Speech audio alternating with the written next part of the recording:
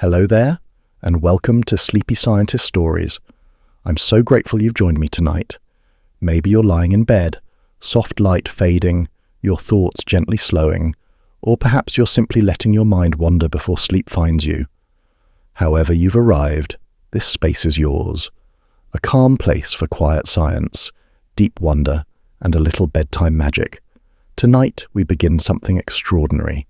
A gentle journey to a place that exists between worlds, where the most powerful eye humanity has ever built floats in the cosmic dark. Not science fiction telescopes or imaginary observatories, but a real marvel of engineering that right now, this very moment, is looking deeper into space and time than anything before it. This journey is calm and perhaps a little curious, and I'll do my very best to make it comforting and sleep-inducing. But fair warning, sometimes science is just too beautifully interesting to ignore. If you find yourself a little too awake by the end, I hope at least you'll drift off with a softer mind and something new nestled gently in your thoughts. Before we dive in, a quiet thank you to those who've offered a super thanks or joined the channel as a member. Your kindness helps keep this little pocket of peace growing, and if you feel moved to support in any way, know that it means more than I can say. Now, let's begin. Let's follow the invisible thread that connects us to the most distant point humanity has ever touched. You sit in your room, surrounded by the familiar, the walls, the ceiling, the gentle pull of gravity keeping you anchored to Earth. It feels solid, permanent, like the only reality that matters. But if you could step outside your body, outside your world, and drift gently upward through the atmosphere, past the blue sky, beyond where astronauts float, you would discover something remarkable. There, hanging in the absolute darkness of space, farther away than the moon, farther than any human has ever traveled, is a machine no bigger than a tennis court. It doesn't spin dramatically like in the movies. It doesn't glow with mysterious energy. It simply exists, patient and still, pointing its golden eye toward the deepest mysteries of existence. This is the James Webb Space Telescope, and right now, as you rest here in the gentle darkness of your room, it is out there in the cosmic silence, collecting ancient light from the edge of time itself. But where exactly is there? Where does humanity's greatest telescope call home? The answer is both simple and wonderfully strange. Webb lives at a place that isn't really a place at all, a point in space where gravity performs a delicate dance, where the pull of Earth and the pull of the Sun balance so perfectly that an object can simply float.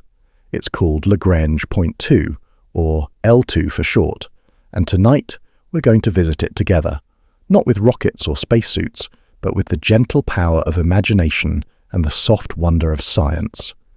Picture this. You're standing on an invisible tightrope stretched between Earth and the Sun. Not walking, not moving, just floating in perfect equilibrium. Behind you, Earth spins in its familiar blue beauty. Ahead of you, the Sun burns with the power of 1 billion hydrogen bombs every second. And right here, in this specific spot in the cosmic dark, all the forces balance. This is where Webb makes its home, not orbiting Earth like the International Space Station, not circling the Sun like a planet. Instead, it performs a more elegant dance. It stays put relative to Earth, always keeping our planet between itself and the Sun, like a child hiding behind a parent's shadow. Why there? Why that particular spot in the vast emptiness of space? The answer lies in Webb's most fundamental need. Cold. Bone-deep, absolute cold. You see, Webb doesn't look at the universe the way your eyes do. It doesn't see visible light, the familiar colors of rainbow and sunset. Instead, it sees heat, infrared radiation, the faint thermal glow of objects so distant their light has been traveling toward us since before Earth even existed. To see that ancient heat clearly, Webb itself must be colder than you can imagine, colder than the polar ice caps, colder than the surface of Mars, colder than liquid nitrogen. It operates at temperatures around minus 370 degrees Fahrenheit. At that temperature, the air you're breathing right now would freeze solid and fall to the ground like snow. But achieving that cold isn't just about distance from the Sun, it's about isolation.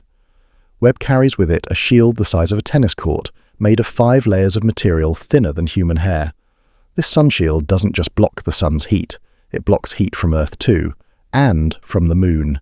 Even the faint warmth radiating from Webb's own electronics must be carefully managed, so Webb had to find a place where it could keep this shield pointed toward all those heat sources at once. L2 is that place. From there, the sun, Earth and moon all lie in roughly the same direction. Webb can keep its back turned to all of them, maintaining its perfect chill while its golden eye peers into the cosmic deep. But L2 isn't just about temperature, it's about stability. You might imagine that space is empty, that once you're away from Earth's gravity, you're free to drift wherever you please.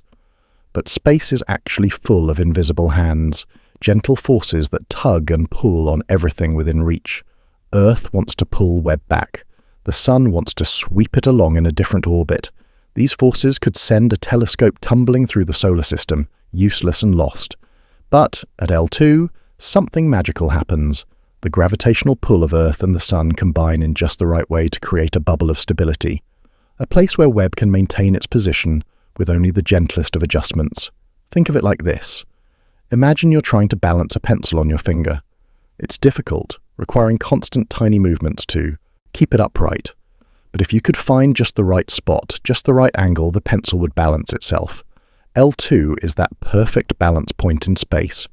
From Earth, L2 lies about 1.5 million kilometers away. That's roughly 4 times the distance to the moon.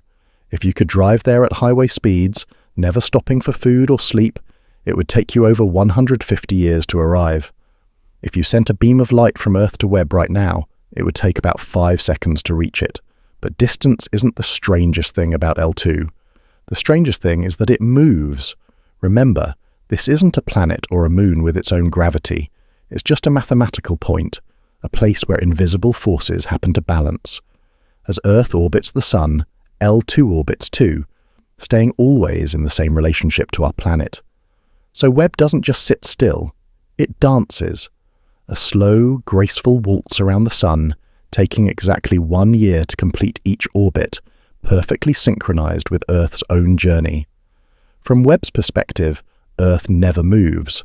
Our planet simply hangs there in space, a pale blue dot against the cosmic background, while the whole system slowly rotates around the distant sun.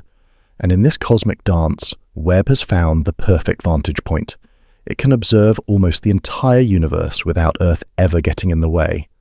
Unlike the Hubble Space Telescope, which orbits close to Earth and spends half its time blocked by our planet's bulk, Webb has an unobstructed view. It can stare at the same patch of sky for hours, days, even weeks, collecting every precious photon of ancient light. From its position at L2, Webb can see things that no telescope has ever seen before. Galaxies so distant their light has been traveling toward us for over 13 billion years. Stars being born in clouds of gas and dust, planets around other suns, the very structure of space and time itself. But perhaps most remarkably, Webb can see the past, not metaphorically, but literally. When you look at a star, you're not seeing it as it is now. You're seeing it as it was when the light left its surface years, decades, or centuries ago. Webb takes this concept to its ultimate extreme. It looks so far into space that it's looking far back in time, toward the very beginning of everything. As you drift towards sleep tonight, Webb continues its silent vigil. It doesn't rest. It doesn't blink. Hour after hour, day after day, it gathers light from the edge of existence, adding piece by piece to humanity's greatest puzzle, the story of where we came from and where we're going. And somewhere in the vast darkness between here and there, at a point that exists only in the mathematics of orbital mechanics, humanity's greatest eye keeps watch over the cosmos, waiting patiently for the next revelation to emerge from the ancient light. Tomorrow night, we'll join Webb on the journey it took to reach that impossible place. We'll follow its million-mile voyage from Earth to L2 and discover why getting there was one of the most precise and delicate operations in the history of space exploration. But for now, rest easy knowing that while you sleep, Webb watches over the universe, collecting the whispers of creation itself. You wake on a December morning in 2021. The world feels ordinary, familiar. Coffee brewing, sunlight streaming through windows, the gentle weight of gravity holding you to the earth. But something extraordinary is about to happen. Something that will send humanity's greatest eye on a journey longer and more precise than any voyage ever attempted. Picture this. In French Guiana, on the edge of the South American jungle, a rocket sits waiting. Not just any rocket, but an Ariane 5, tall as a 17-story building, filled with enough fuel to power a small city. And nestled at its tip, folded like a sleeping butterfly, is the James Webb Space Telescope. Tonight, we follow Webb's impossible journey, a million-mile voyage to a place that exists only in the mathematics of space and time. Let's drift back to that December day, December 25th, Christmas morning. While children around the world unwrap presents, the most precious gift humanity has ever built prepares for its journey to the stars. Webb has been waiting for this moment for over 20 years. 2 decades of planning, building, testing, hoping. The telescope is nervous, if machines can be nervous. Not because it fears the journey, but because everything must go perfectly. Unlike Hubble, which orbits close to Earth, where astronauts can visit and repair it, Webb is traveling to a place no human has ever been. Once it leaves Earth's embrace, it will be entirely on its own. The launch itself is almost gentle. The Ariane 5 doesn't roar to life like some rockets. It lifts off with a controlled, steady burn, carrying Webb upward through the atmosphere, with the care of a parent lifting a sleeping child. For the first few minutes, Webb is still technically on Earth, still wrapped in the thin shell of air that surrounds our planet. But then, something magical happens. The rocket's engines shut down and suddenly Webb is floating.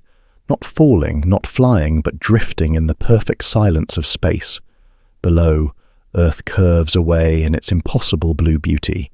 Ahead lies the cosmic dark, and somewhere in that darkness, a mathematical point called L2.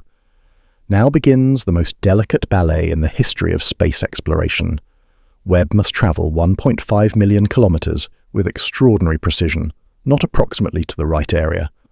Not close enough for government work. It must arrive at exactly the right place, at exactly the right speed, at exactly the right time. To understand why this is so difficult, imagine throwing a paper airplane from New York and trying to land it on a dinner plate in Los Angeles. Except the dinner plate is moving, and so are you, and there's no air to help guide the airplane once it's in flight.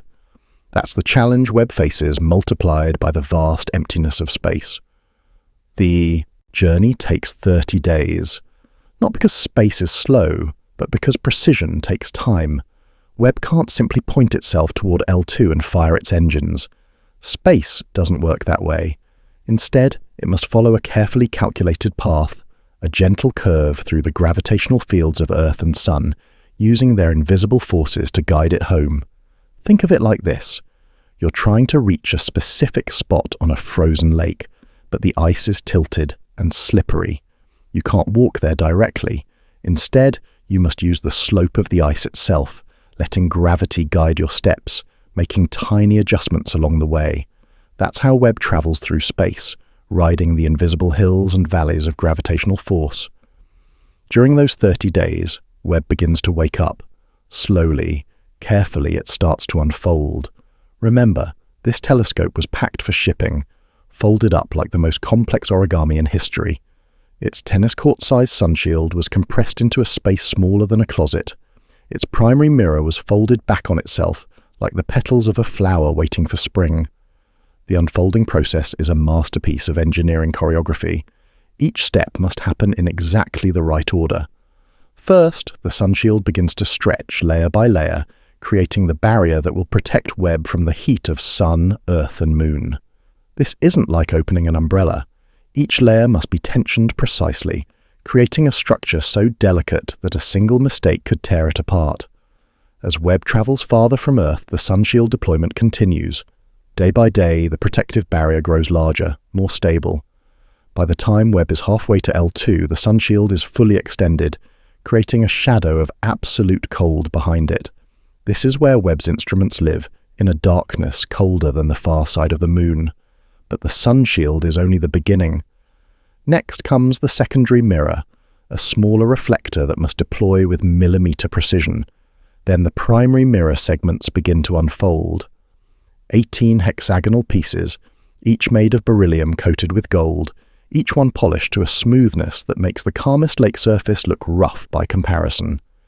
Imagine trying to unfold a flower in your garden, except the flower is the size of a house, you're wearing thick gloves, and you can only touch it with long, delicate tools. That's what engineers on Earth are doing, commanding Webb to unfold itself across the emptiness of space. As the days pass, Webb's journey becomes more than just transportation. It becomes transformation. The folded, sleeping machine that left Earth is becoming something new. A telescope, an eye, a bridge between humanity and the cosmic deep. The most remarkable thing about this journey isn't the distance, though 1,000,000 miles is farther than any human has ever traveled. It isn't the precision, though Webb must arrive at L2 with the accuracy of an Olympic archer hitting a bullseye from 3 miles away. The most remarkable thing is the loneliness. For 30 days, Webb travels alone through the cosmic dark. No other spacecraft accompanies it. No space station offers refuge. It's just Webb and the stars, drifting through a silence so complete that no earthly experience can match it. The only sounds are the tiny mechanical whispers of its own systems, the gentle clicking of cooling metal, the soft hum of electronics. Yet Webb isn't truly alone. Back on Earth, teams of engineers track every second of its journey. Radio dishes around the world listen for its faint signals. Computer screens display its position, its temperature, its health. In a way, Webb carries with it the hopes and dreams of everyone who has ever looked up at the night sky and wondered what's out there. By the 3rd week of January 2022, Webb approaches its destination. But L2 isn't a place you can land on. It's not a platform or a space station. It's simply a point in space where gravitational forces balance, where Webb can orbit around nothing at all. The final approach requires one last delicate engine burn. Not a dramatic blast like a rocket launch, but a gentle nudge, like pushing a leaf into a still pond. Too much force, and Webb would overshoot L2, flying past it into the outer solar system with no way to return. Too little, and it would fall back toward Earth. Its mission ended before it truly began. But Webb's engineers have calculated everything perfectly. The final burn lasts just a few minutes, adjusting Webb's speed by less than the pace of a leisurely walk. And then, suddenly, Webb is home. It doesn't feel like arrival. There's no fanfare, no celebration visible from space. Webb simply begins to orbit around L2, following a gentle path that keeps it always in the same relationship to Earth and Sun. The journey is complete, but the real work is just beginning. Over the next several months, Webb continues to unfold and align itself. The mirror segments, each one perfectly positioned during the journey, now need to be fine-tuned with nanometer precision.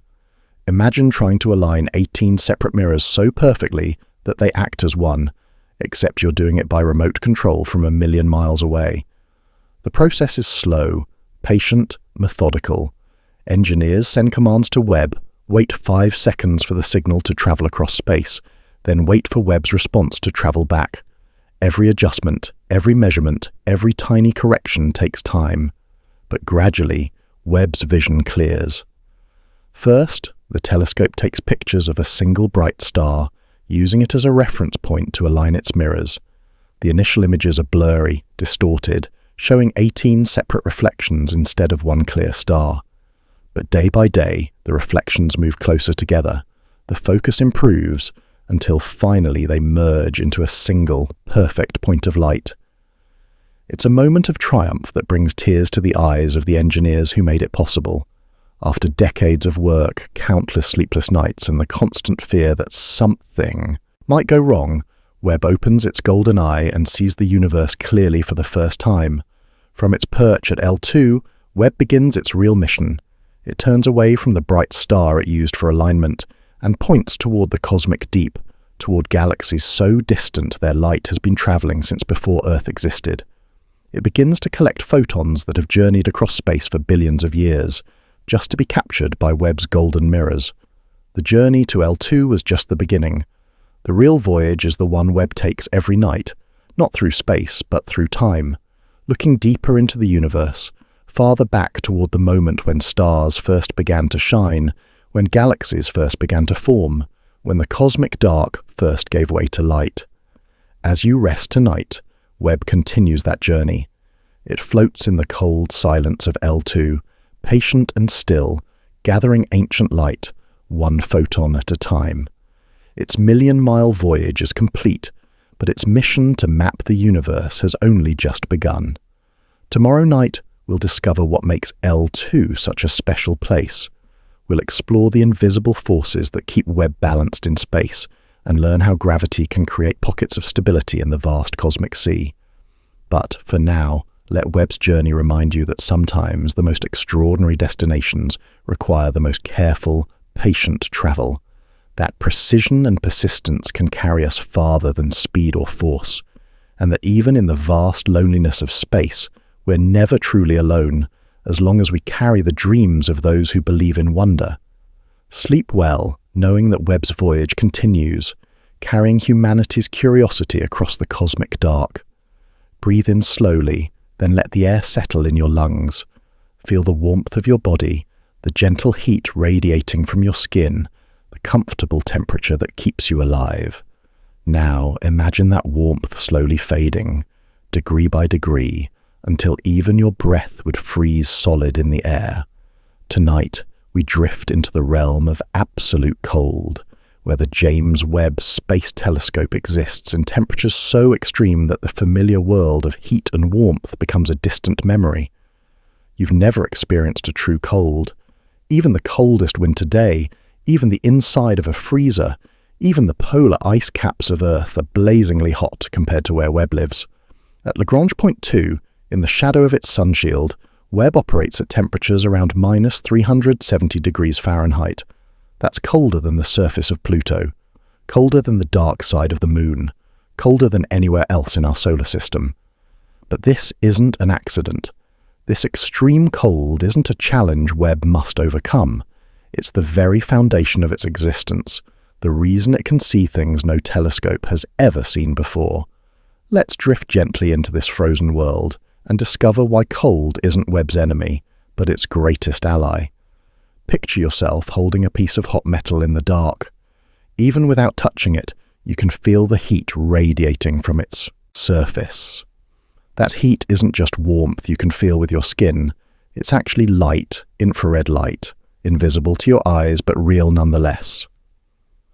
Everything that has temperature gives off this thermal radiation. Your body glows with it. The walls of your room shimmer with it. Even ice cubes emit their own faint heat signature. This is the light Webb was born to see. While your eyes detect visible light, the familiar colors of rainbow and sunset, Webb's golden eyes see heat. It peers into the infrared realm, where the universe tells different stories, reveals different secrets. But here's the problem. If Webb itself is warm, it will glow with its own infrared light, like trying to see distant candles while holding a torch in front of your face. The faint heat signature of ancient galaxies would be completely overwhelmed by Webb's own thermal glow. It would be like trying to hear a whisper in a room full of shouting. So Webb must become colder than the objects it's trying to observe. Much colder. Cold enough that its own infrared glow fades to almost nothing, leaving a clear window through which to see the ancient thermal echoes of the early universe. Achieving this cold in the vacuum of space requires a masterpiece of engineering that makes the most advanced refrigerators look primitive by comparison. Webb doesn't use electricity or chemical cooling systems. Instead, it uses the cosmos itself as its refrigerator, turning the infinite cold of space into an ally. The key is Webb's sunshield, that tennis court-sized barrier that stands between the telescope and all sources of heat. But calling it a shield makes it sound solid, defensive. In reality, the sunshield is more like a cascade of shadows, 5 separate layers, each thinner than human hair, working together to create a fortress of cold. Imagine trying to block the light from a powerful spotlight using only tissue paper. One layer wouldn't be enough. The light would pierce right through. But if you used 5 layers, spacing them carefully, allowing air to flow between them, each layer would absorb some of the light and heat. By the time the light reached the final layer, it would be reduced to almost nothing. That's how Webb's sunshield works, except instead of tissue paper and spotlights, we're talking about materials engineered at the molecular level and the combined heat of the Sun, Earth, and Moon. Each layer of the sun shield is designed to intercept heat and radiate it away into space, never allowing it to reach the layers behind. The sun shield doesn't just block heat, it actively rejects it.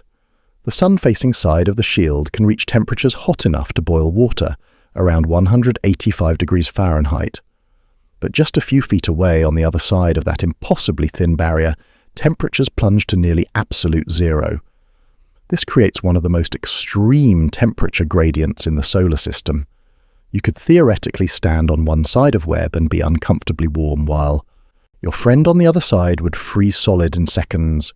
It's like having summer and the coldest winter imaginable, separated by a distance you could cross in a single step. But the sun shield is only the beginning of Webb's cooling system. Behind its protective shadow, the telescope employs even more sophisticated methods to reach the temperatures its instruments need. Some of Webb's most sensitive detectors are cooled by a dedicated refrigerator that uses liquid helium, bringing them to within a few degrees of absolute zero. Absolute zero isn't just very cold, it's the theoretical limit of coldness, the temperature at which all atomic motion stops. At absolute zero, electrons would stop orbiting atomic nuclei. Chemical reactions would cease entirely.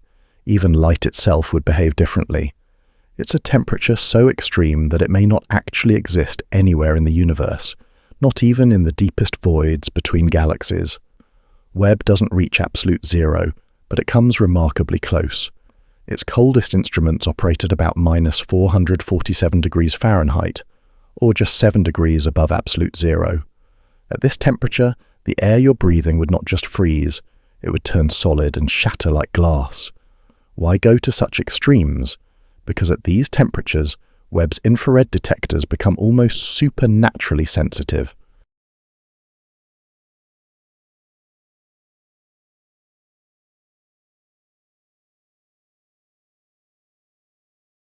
They can detect the arrival of individual photons, particles of light so faint that only a few dozen might reach Webb from a distant galaxy over the course of an entire night. It's like being able to see a single firefly from thousands of miles away. This sensitivity allows Webb to see things that would be completely invisible to warmer telescopes. Galaxy formation in the early universe, where stars were just beginning to shine and their light has been redshifted into the infrared by cosmic expansion. Planets forming around distant stars, glowing with the heat of their birth. Molecules in the atmospheres of alien worlds, each one leaving its own unique infrared fingerprint. The process of cooling Webb to these extreme temperatures takes months. When the telescope first arrived at L2, it was still warm from its journey through space, heated by sunlight and the residual energy from its launch. Like a cup of coffee left on a winter windowsill, Webb had to slowly radiate away its heat into the cosmic cold. This cooling happens in stages. First, the sunshield deployment created the shadow necessary for cooling to begin. Then, Webb's primary mirror, that collection of 18 golden hexagons, began to contract as temperatures dropped. Each mirror segment had to be carefully adjusted as the metal cooled and changed shape, like tuning a musical instrument as the humidity changes. The most delicate instruments took the longest to cool. Webb's mid-infrared instrument, or MIRI, required its dedicated helium refrigerator to reach operating temperature. The cooling process for MIRI took nearly 6 months, as engineers waited patiently for the instrument to stabilize at its target temperature of just a few degrees above absolute zero. During this cooling period, Webb was essentially blind. Its instruments couldn't operate properly while they were still warm. The telescope had to wait, suspended in the cosmic dark, while heat slowly leaked away into space. It was like waiting for a film camera to develop, except the darkroom was the entire universe, and the development process took half a year. But when Webb finally opened its eyes in the cold, the wait proved worthwhile. The telescope's infrared vision revealed a universe that had been largely hidden from previous generations of astronomers. Dust clouds that block visible light become transparent in the infrared. Cool objects that emit no visible light at all glow brightly in Webb's golden eyes. Perhaps most remarkably, Webb's extreme cold allows it to see its own cosmic history. The most distant galaxies Webb observes are so far away that their light has been traveling toward us since the universe was young. During that journey, cosmic expansion has stretched the light, shifting it from visible wavelengths into the infrared. Only a telescope cold enough to see infrared light clearly can peer back to these cosmic dawn. This is why Webb had to be so cold. Not just cold, but colder than almost anything else in the solar system. Cold enough that its own heat signature becomes negligible. Cold enough that it can detect the faint infrared whispers of objects billions of light years away. In a way, Webb's extreme cold connects it to the deepest nature of the universe itself. Space isn't empty and room temperature. It's a vast ocean of cold with temperatures just a few degrees above absolute zero. By cooling itself to match this cosmic baseline, Webb becomes one with the universe it observes. As you rest in the warmth of your bed tonight, imagine Webb floating in its realm of absolute cold. The telescope doesn't shiver or suffer. It simply exists in perfect thermal equilibrium with the cosmos, its golden mirrors reflecting not just light, but the fundamental temperature of existence itself. The cold that would instantly freeze every molecule in your body is, for Webb, the key to sight. In that frozen silence, more profound than any earthly winter, Webb sees farther and more clearly than any eye that has ever opened to the night. Tomorrow night, we'll discover how Webb's incredible cold sensitivity combines with its golden mirrors to capture light that has been traveling since before Earth existed. We'll explore the sunshield that makes this cosmic refrigerator possible and learn how 5 layers thinner than hair create the ultimate barrier between heat and sight. But for now, let the contrast comfort you. While you rest in gentle warmth, Webb keeps its vigil in the cosmic cold, watching over the universe with eyes that see in temperatures where time itself seems to slow and stop. Let your breathing soften. Feel the gentle warmth of sunlight that has touched your skin today, even if you didn't step outside. That warmth traveled 93 million miles through the vacuum of space, carrying with it the energy that powers all life on Earth.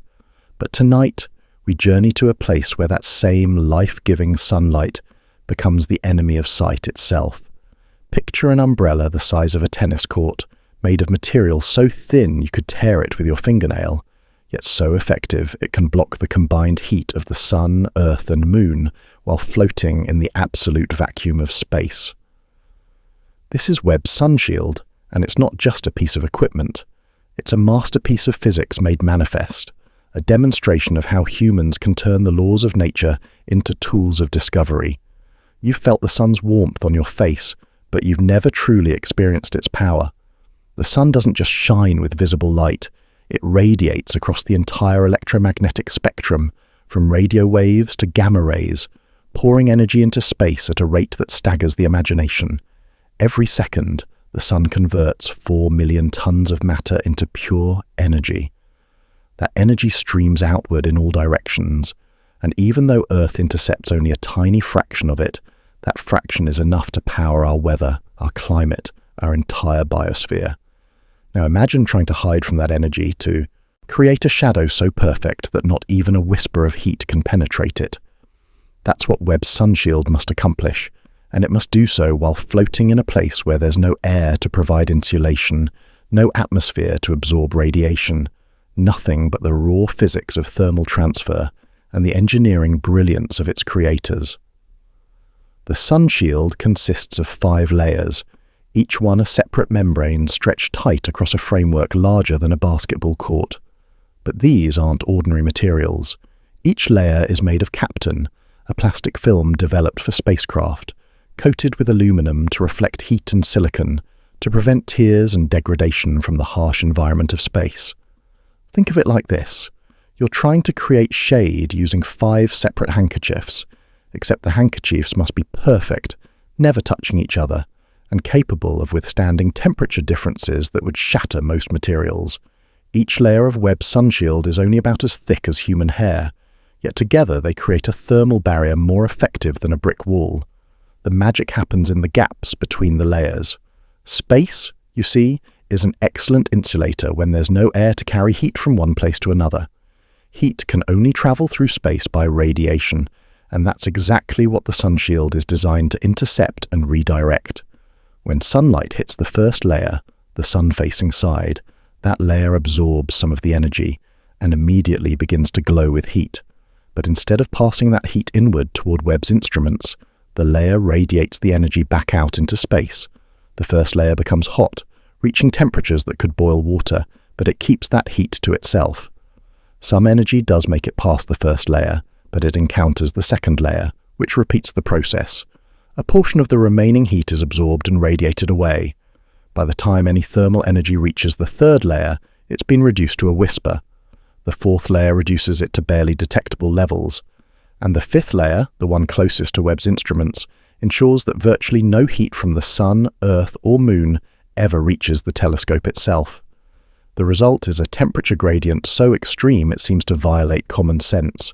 The sun-facing side of the sunshield can reach 185 degrees Fahrenheit, hot enough to be uncomfortable for human skin. But the space-facing side, just a few feet away, plunges to minus 370 degrees Fahrenheit, colder than the polar caps of Mars. But creating this thermal barrier is only part of the sunshield's challenge. It must also maintain its shape and orientation with extraordinary precision while floating in the vacuum of space. Remember, there's no gravity at L2 to hold things down, no air pressure to keep membranes taut. The sunshield must create and maintain its own structural integrity using tensioning systems more complex than the rigging of the largest sailing ships. Each layer is held in place by a network of cables and pulleys that can adjust the tension and position of the membrane with millimeter precision. These systems had to deploy automatically after Webb's launch, unfolding from a package smaller than a phone booth into a structure larger than a tennis court, all while traveling through the vacuum of space at thousands of miles per hour. The deployment process was perhaps the most nerve-wracking part of Webb's entire mission. Unlike a telescope mirror, which can be tested and aligned on Earth, the sunshield had never been fully deployed in the weightless, airless environment where it would have to operate. Engineers could simulate the process, but they couldn't perfectly replicate the conditions Webb would face at L2. The sunshield deployment took 2 weeks, and every step had to go perfectly. If even one cable jammed, if even one membrane tore, Webb's mission would be over before it truly began. There were no second chances, no backup plans, no way to send astronauts to fix problems as we can with the Hubble Space Telescope. But the sunshield deployed flawlessly, layer by layer, cable by cable, until it stood fully extended in the cosmic dark, like a great sail catching not wind, but shadow. The moment of full deployment was celebrated around the world, not just by scientists and engineers, but by anyone who understood what an achievement it represented. The effectiveness of Webb's sunshield can be measured in numbers that seem almost impossible. If you were standing on the sun-facing side of the shield, you would receive about 200,000 times more thermal energy than someone standing on the space-facing side. It's like the difference between standing in a furnace and standing in the coldest place on Earth, separated by a barrier you could poke your finger through. This thermal isolation allows Webb to see things that would be completely invisible to a warmer telescope. Infrared light, remember, is essentially heat radiation. Every warm object in the universe glows with infrared light. If Webb itself were warm, its own heat signature would overwhelm the faint infrared signals from distant galaxies, like trying to see stars while holding a flashlight in front of your face. The sunshield doesn't just block heat, it actively creates cold. By radiating away any thermal energy that does manage to penetrate the outer layers, the sunshield turns the vacuum of space into a cosmic refrigerator. Heat flows away from Webb's instruments into the infinite cold of the universe, never to return. This process continues constantly, 24 hours a day, for as long as Webb remains operational. The sunshield never rests, never stops its thermal defense. It's a passive system, requiring no moving parts or electrical power, using only the fundamental physics of radiation and the geometry of its own design to maintain Webb's frigid operating temperature. Perhaps most remarkably, the sunshield must maintain its effectiveness while Webb maneuvers to observe different parts of the sky. As the telescope rotates to point its instruments at various celestial targets, the sunshield must always keep the Sun, Earth, and Moon behind it. This requires careful planning and precise execution, like a dance where one partner must always stay in the shadow of the other. The engineering challenges of creating the sunshield push the boundaries of materials science and mechanical design. The Kapton membranes had to be manufactured to tolerances measured in microns. The tensioning systems had to work reliably after being folded and stored for years, then deployed in the harsh environment of space. Every component had to function perfectly the first time, with no opportunity for adjustment or repair. But beyond the technical achievement, Webb's sunshield represents something profound about human nature. It's a demonstration of our ability to anticipate problems we've never faced and solve them using nothing but mathematics, materials science, and careful engineering. The sunshield exists because humans could imagine what Webb would need to see clearly, then figure out how to provide it. In protecting Webb from the heat of our own solar system, the sunshield allows the telescope to see the heat signatures of objects so distant their light began its journey when the universe was young. It's a barrier that blocks the present to reveal the past, a shield that creates blindness to nearby heat in order to enable vision of ancient light. As you settle into sleep tonight, warmed by blankets and the comfortable temperature of your room, imagine Webb floating behind its perfect shadow. The sunshield stands guard like a sentinel, deflecting the combined heat of 3 worlds, while Webb's golden eyes peer into the cosmic deep, seeing by infrared light the stories written in the thermal glow of creation itself. The sunshield that blocks everything allows Webb to see everything that matters. In that paradox lies one of the deepest truths of science. Sometimes we must shut out the obvious to perceive the profound. Tomorrow night we'll discover how Webb's golden mirrors, protected by their thermal guardian, capture and focus light that has travelled billions of years to reach us. We'll explore how 18 separate mirrors work together as one and learn why Webb's eyes are made of gold. But for now, rest easy in your warmth, knowing that somewhere in the cosmic cold, humanity's greatest shield stands watch, holding back the heat of worlds, so that we might see the light of distant suns. Feel the gentle darkness behind your closed eyelids. This is the world you know when you close your eyes, the familiar blackness of night and rest. But imagine if you could open different eyes that see not the colors of rainbow and sunset, but the invisible heat that radiates from every object in the universe. Tonight, we explore how Webb sees with golden eyes into realms of light that remain forever hidden from human vision. You trust your eyes completely. They seem to show you everything there is to see, the blue of sky, the green of leaves, the countless colors that paint your world from dawn to dusk. But your eyes deceive you with their completeness. They capture only the tiniest sliver of light that surrounds you every moment, like looking at the ocean through a keyhole and believing you've seen all of water. Light isn't just what you see. It's a vast spectrum of electromagnetic radiation that stretches from radio waves longer than buildings to gamma rays smaller than atomic nuclei. Visible light, the narrow band your eyes detect, occupies less than 1% of this cosmic rainbow. You live surrounded by invisible light, bathed in wavelengths of energy your eyes cannot perceive. Webb was born to see what you cannot. While your eyes capture visible light, Webb's golden mirrors collect infrared radiation, the warm glow that every object emits simply by existing at a temperature above absolute zero. This isn't magic or science fiction. It's the fundamental physics of heat made visible through extraordinary engineering. Picture this. You're sitting in a completely dark room, so dark that your eyes see nothing at all. But if you had infrared vision like Webb's, that room would blaze with light. The walls would glow with the warmth they've absorbed during the day. Your coffee cup would shine like a small sun. Your own body would appear as a brilliant beacon of thermal energy, radiating heat into the cool air around you. This is the universe Webb inhabits. Where your eyes see empty space between stars, Webb sees the infrared glow of dust clouds, gas nebulae, and distant galaxies. Where you see darkness, Webb sees the heat signatures of planetary formation, stellar birth, and the thermal echoes of cosmic history itself. But seeing infrared light clearly requires more than just sensitivity. It requires instruments so precise they can detect individual photons, particles of light so faint that only a handful might arrive from a distant galaxy during an entire night of observation. Webb's infrared eyes are among the most sensitive instruments ever created, capable of detecting heat sources billions of times fainter than anything your eyes could perceive. The secret lies in Webb's primary mirror, that magnificent collection of 18 hexagonal segments that work together as a single, giant eye. Each segment is made of beryllium, a metal chosen not for its beauty, but for its behavior in the extreme cold of space. Beryllium maintains its shape and reflective properties even at temperatures that would make most materials brittle and useless. But raw beryllium isn't enough.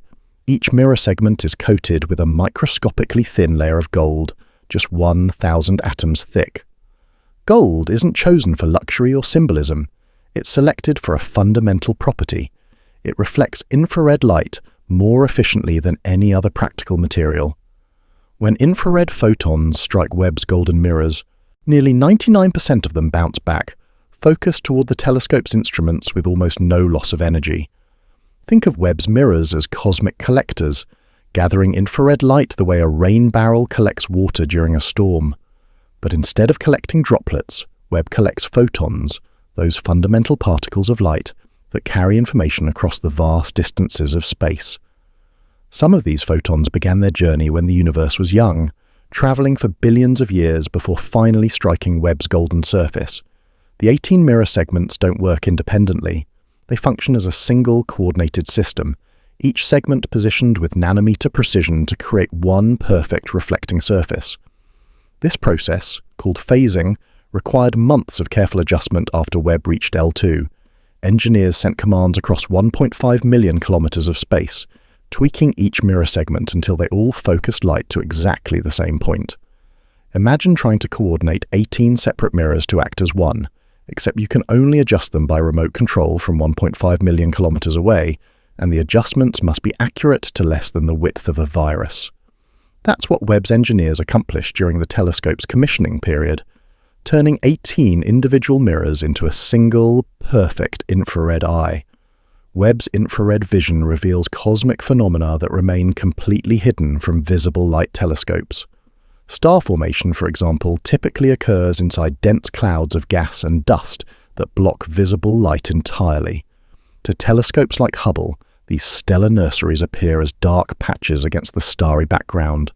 But to Webb's infrared eyes, they glow with the heat of stellar birth, revealing the process by which new suns are born. Similarly, Webb can see through the cosmic dust that obscures the centers of galaxies, peering into regions where supermassive black holes devour matter and energy.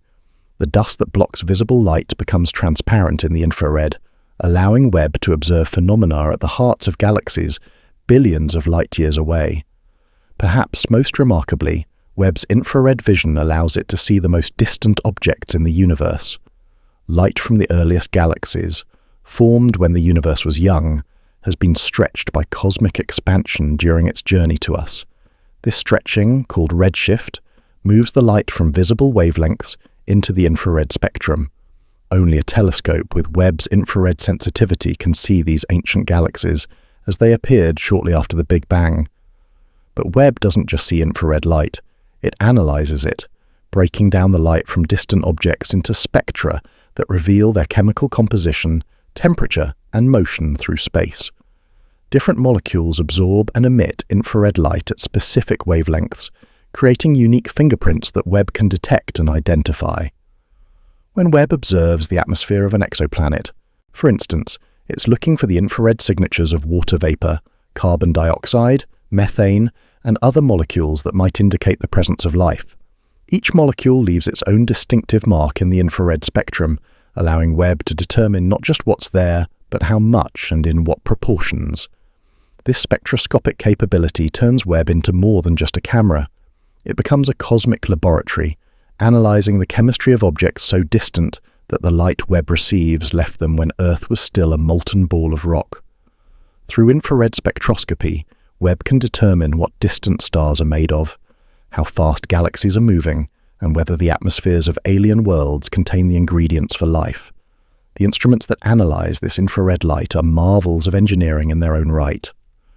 Cooled to within a few degrees of absolute zero, These detectors can register the arrival of individual photons, measuring their energy with extraordinary precision. It's like being able to detect a single snowflake landing on your hand while wearing heavy gloves, except the snowflake is invisible and has been traveling for billions of years. Webb's infrared eyes also allow it to see objects that are too cool to emit visible light. Brown dwarfs, sometimes called failed stars, glow only in the infrared. Planets around other stars shine with reflected starlight and their own heat radiation, both invisible to optical telescopes, but clear to Webb's golden vision. The telescope can even observe the early stages of planetary formation, watching as disks of dust and gas around young stars slowly condense into worlds. These protoplanetary disks are warm from the energy of formation, glowing in the infrared like cosmic kilns where new solar systems are being forged. In a sense, Webb's infrared vision represents a new way of seeing the universe, one that reveals hidden processes and ancient history invisible to any previous generation of astronomers. It's like suddenly gaining the ability to see ultraviolet or X-ray light, discovering that the familiar world around you has been hiding vast realms of activity and beauty. As you rest tonight in the familiar darkness behind your eyelids, imagine Webb's golden eyes wide open in the cosmic night. The telescope sees not darkness, but a universe ablaze with infrared light, where every object tells its story through the heat it radiates into space. Your eyes show you the universe as it appears. Webb's infrared vision shows you the universe as it truly is, warm, dynamic, and filled with processes invisible to human sight, but fundamental to cosmic evolution. In that infrared glow, Webb reads the thermal history of creation itself. Tomorrow night, we'll discover how Webb's golden mirrors work together to create the sharpest images ever captured of the infrared universe. We'll explore the precision engineering that allows 18 separate mirrors to function as one and learn how Webb focuses ancient light with accuracy measured in nanometers. But for now, let your ordinary eyes rest while Webb's extraordinary vision continues its vigil, seeing into the heat-filled heart of the cosmos with eyes that perceive the invisible fire burning in every star, every galaxy, every distant world drifting in the infrared glow of existence. Breathe in slowly, and as you do, imagine holding something impossibly delicate in your hands. A flower made of golden metal, each petal perfectly shaped and polished to mirror smoothness, but folded closed like a bud, waiting for the right moment to bloom. Tonight, we witness the most delicate unfolding in the history of space exploration, as Webb's golden mirror opens its 18 hexagonal petals to catch light from the edge of time itself. You've looked into mirrors your entire life, seeing your reflection countless times without considering the precision required to create that perfect image. A bathroom mirror seems simple enough, just a piece of glass with a reflective coating. But imagine if that mirror had to be 18 separate pieces, each one perfectly aligned with its neighbors, working together to create a reflection so precise it could show you details smaller than a human hair from across a football field. That's the challenge Webb's engineers faced when designing the telescope's primary mirror. They needed to create a reflector larger than any mirror that had ever flown in space, yet light enough to launch on a rocket, yet precise enough to focus infrared light with accuracy measured in nanometers. The solution was as elegant as it was audacious. Build the mirror in pieces, fold it up for launch, then unfold it in space with the precision of a Swiss watchmaker. Picture 18 golden hexagons, each one the size of a coffee table, each one polished to a smoothness that makes the calmest lake surface look rough by comparison. These aren't ordinary mirrors. They're masterpieces of optical engineering, manufactured to tolerances so tight that if a mirror segment were scaled up to the size of the United States, the largest imperfection would be no bigger than a small hill. Each segment begins its life as a piece of beryllium, a metal chosen for its remarkable properties at extremely low temperatures. While most materials become brittle and unpredictable when cooled to the temperatures Webb experiences, beryllium actually becomes more stable, maintaining its shape and reflective properties even in the cosmic cold of L2. But raw beryllium doesn't reflect infrared light efficiently enough for Webb's purposes. So each mirror segment receives a coating of pure gold, applied atom by atom until the layer is exactly 1,000 atoms thick. This golden skin doesn't just make the mirrors beautiful, it makes them functional, reflecting nearly 99% of the infrared light that strikes their surface. The gold coating process itself is a marvel of precision manufacturing. The beryllium substrates are placed in vacuum chambers where gold atoms are literally vaporized and allowed to settle on the mirror surface one layer at a time. The thickness must be perfect, not too thin to be effective, not too thick to cause stress in the metal. It's like painting with individual atoms, creating a surface smoother than anything found in nature. But creating 18 perfect mirror segments is only the beginning of the challenge. Those segments must work together as a single optical system, and that requires a level of coordination that pushes the boundaries of engineering precision. Each segment can be positioned independently in 6 different directions, tilted, rotated, and moved, with accuracy measured in nanometers, distances smaller than the wavelength of light itself. The mirror deployment process began during Webb's journey to L2, but the real work started after the telescope reached its destination.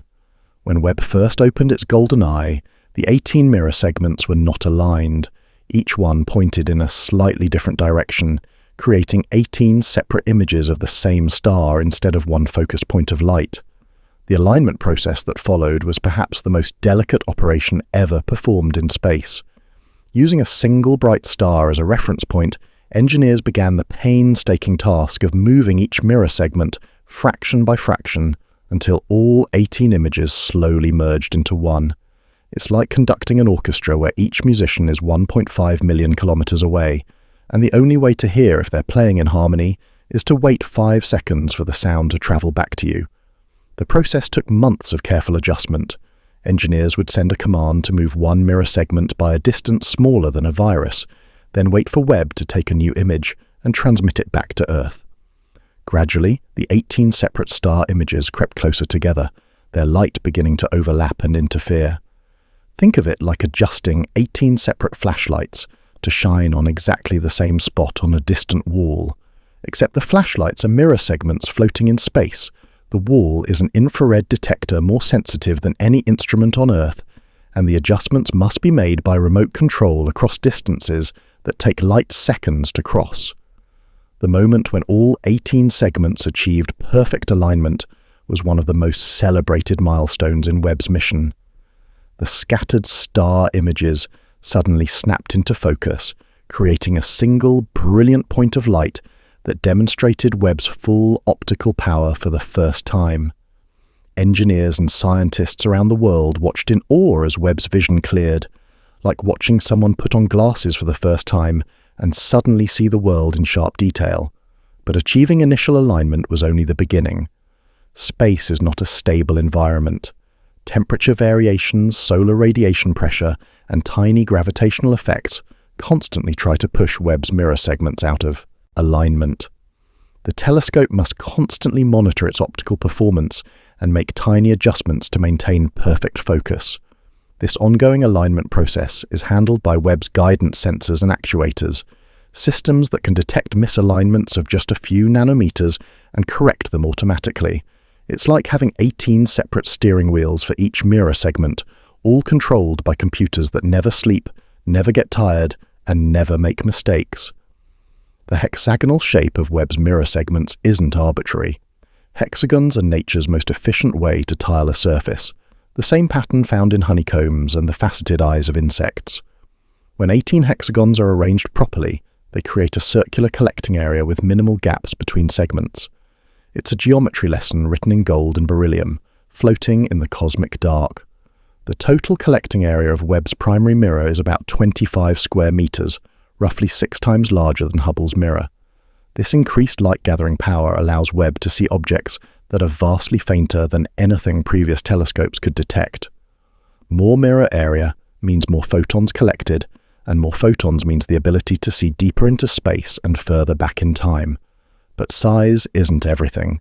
The precision of Webb's mirror alignment is what transforms its large collecting area into unprecedented resolution.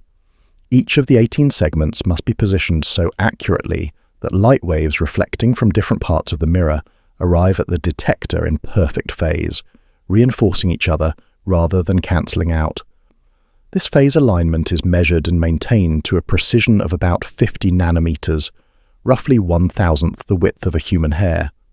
If Webb's mirror were scaled up to the size of North America, maintaining this precision would be like keeping every point on the continent positioned to within the width of a bacteria.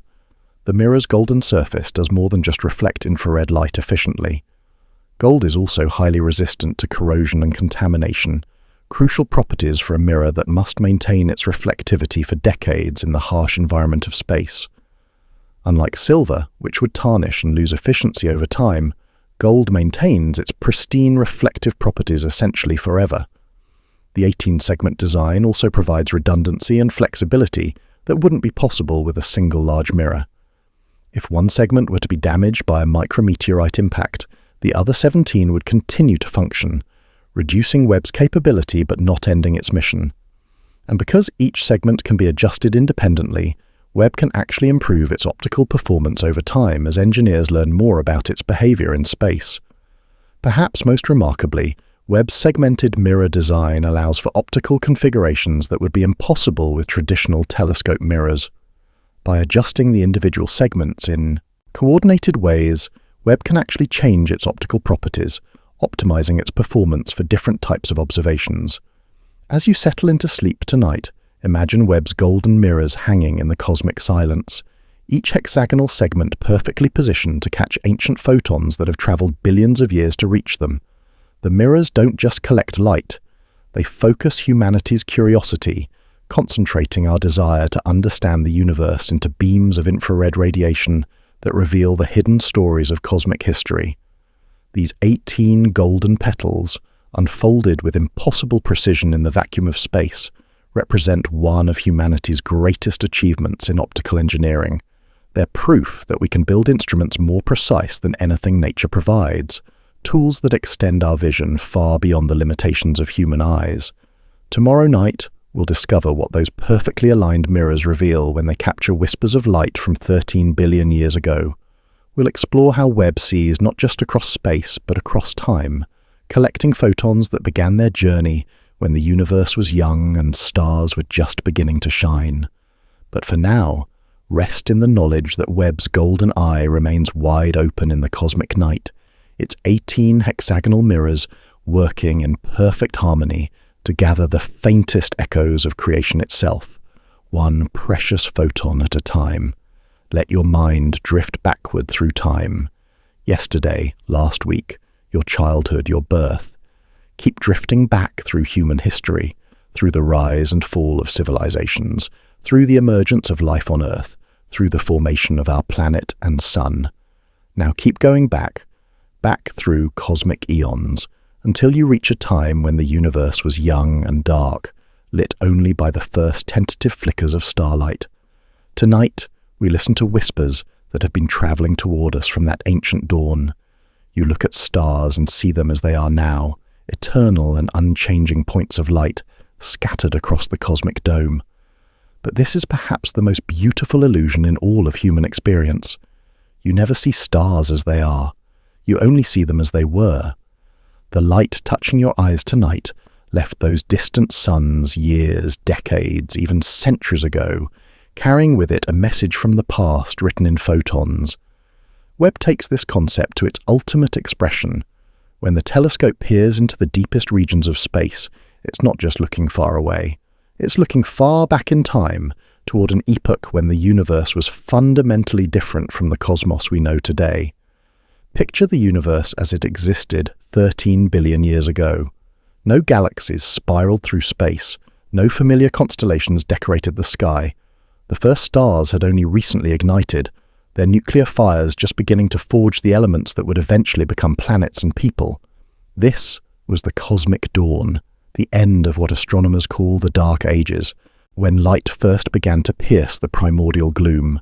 The photons that Webb collects from this ancient era have been traveling toward us for most of the universe's entire history. They began their journey when Earth was nothing but scattered dust, floating in the disk around our young sun. They've crossed space for so long that entire galaxies have formed, evolved, and died during their passage. And now, after eons of travel, they finally arrive at L2 to be captured by Webb's golden mirrors. But time has changed these photons during their epic journey. When they left their source 13 billion years ago, they were high-energy, blue-white light, the characteristic glow of massive young stars burning through their nuclear fuel at prodigious rates. But the universe itself has been expanding during their journey, stretching space and stretching the light waves traveling through it. This stretching, called cosmological redshift, moves light toward longer, redder wavelengths. Light that began as blue or ultraviolet has been shifted into the visible spectrum, then further into the infrared, like the pitch of a siren dropping as an ambulance speeds away from you. By the time these ancient photons reach Webb, they've been redshifted so far that they're invisible to human eyes, detectable only by infrared instruments, sensitive enough to catch their stretched-out whispers. This is why Webb was designed to see in infrared light. The telescope isn't just looking at intrinsically infrared objects. It's looking at visible light that has been redshifted by cosmic expansion into the infrared spectrum. Webb can see the first galaxies precisely because the universe has been expanding for so long that their light has been stretched into wavelengths Webb was built to detect. When Webb captures these ancient photons, it's literally seeing the universe as it was when it was just a small fraction of its current age. The most distant galaxies Webb observes appear as they existed when the universe was only a few 100 million years old, compared to its current age of nearly 14 billion years.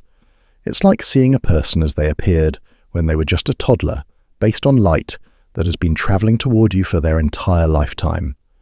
The images Webb creates from these ancient photons reveal a universe that was dramatically different from today's cosmos. The first galaxies were smaller, more chaotic, and filled with massive stars that burned bright and died young. They formed in dense clumps of dark matter, growing through violent mergers and collisions that would eventually sculpt the large-scale structure we see in the modern universe. But Webb doesn't just see these ancient galaxies as points of light. Its spectroscopic instruments can analyze the light in detail, revealing the chemical composition of stars that died before Earth existed. The spectra show which elements were present in the early universe, and which had not yet been created by stellar nucleosynthesis. The earliest stars were made almost entirely of hydrogen and helium, the only elements created in significant quantities by the Big Bang.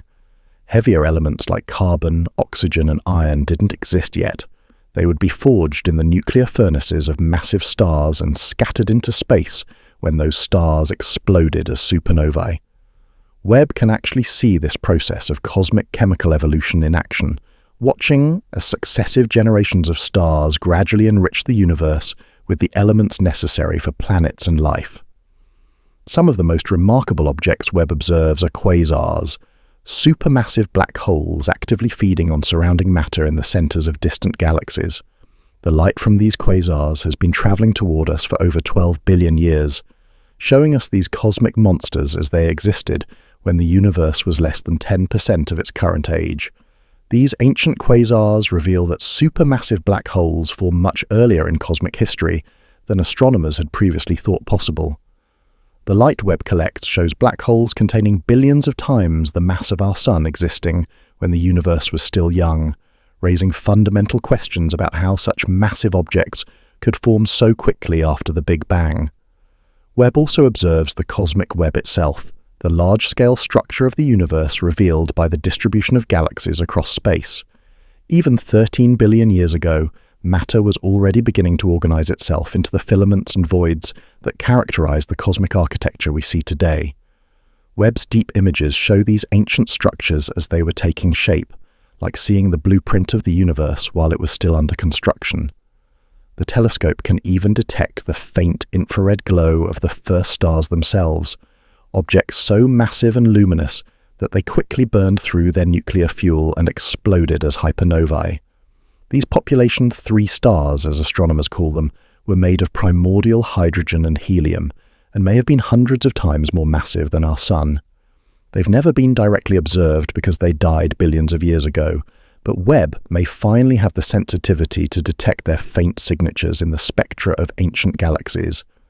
Perhaps most remarkably, Webb can observe the process of reionization, the period when the first stars and galaxies produced enough ultraviolet light to ionize the hydrogen gas that filled space between them.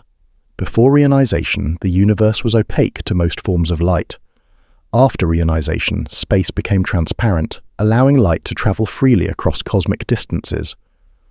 Webb is actually watching the universe become transparent, observing the moment when light first gained the freedom to traverse the cosmos unimpeded. The whispers Webb hears from 13 billion years ago aren't just ancient history. They're the origin story of everything we see around us today. The heavy elements in your body were forged in stars that lived and died in the epochs Webb observes. The large-scale structure of the universe, the distribution of galaxies and dark matter, was laid down during the cosmic dawn that Webb's infrared eyes can penetrate. In a very real sense, Webb is a time machine, not one that carries us backward, but one that allows the past to come forward to us. Every photon the telescope collects is a messenger from a time so ancient that the familiar features of the modern universe had not yet taken shape. These photons have witnessed the birth of the first galaxies, the death of the first stars, the formation of the first heavy elements.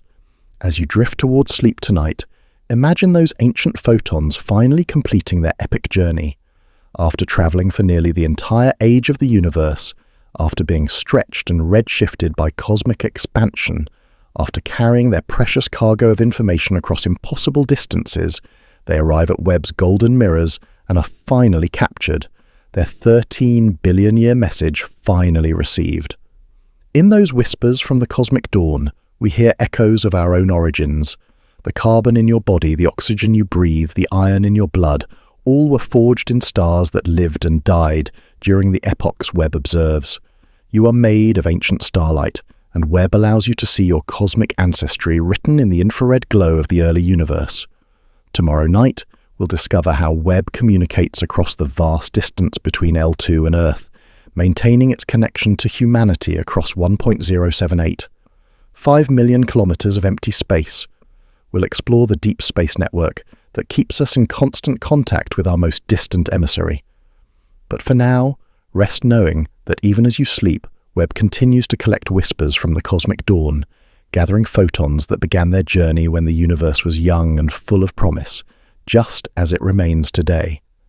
Imagine trying to have a conversation with a friend who stands 1.5 million kilometers away, in the absolute silence of space where sound cannot travel, using signals so faint they would be drowned out by the heat from a single light bulb. Tonight, we explore one of the most remarkable conversations in human history, the constant dialogue between Webb and Earth across distances that make the moon seem like a close neighbor. You take communication for granted. You speak to someone across the room and your words reach them instantly. You make a phone, call, and your voice travels around the world in fractions of a second.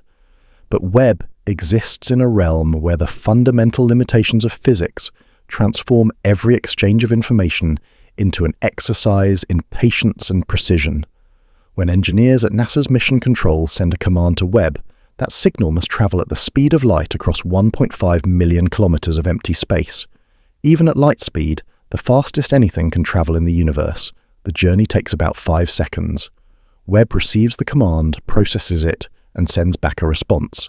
Another 5 seconds for the reply to reach Earth.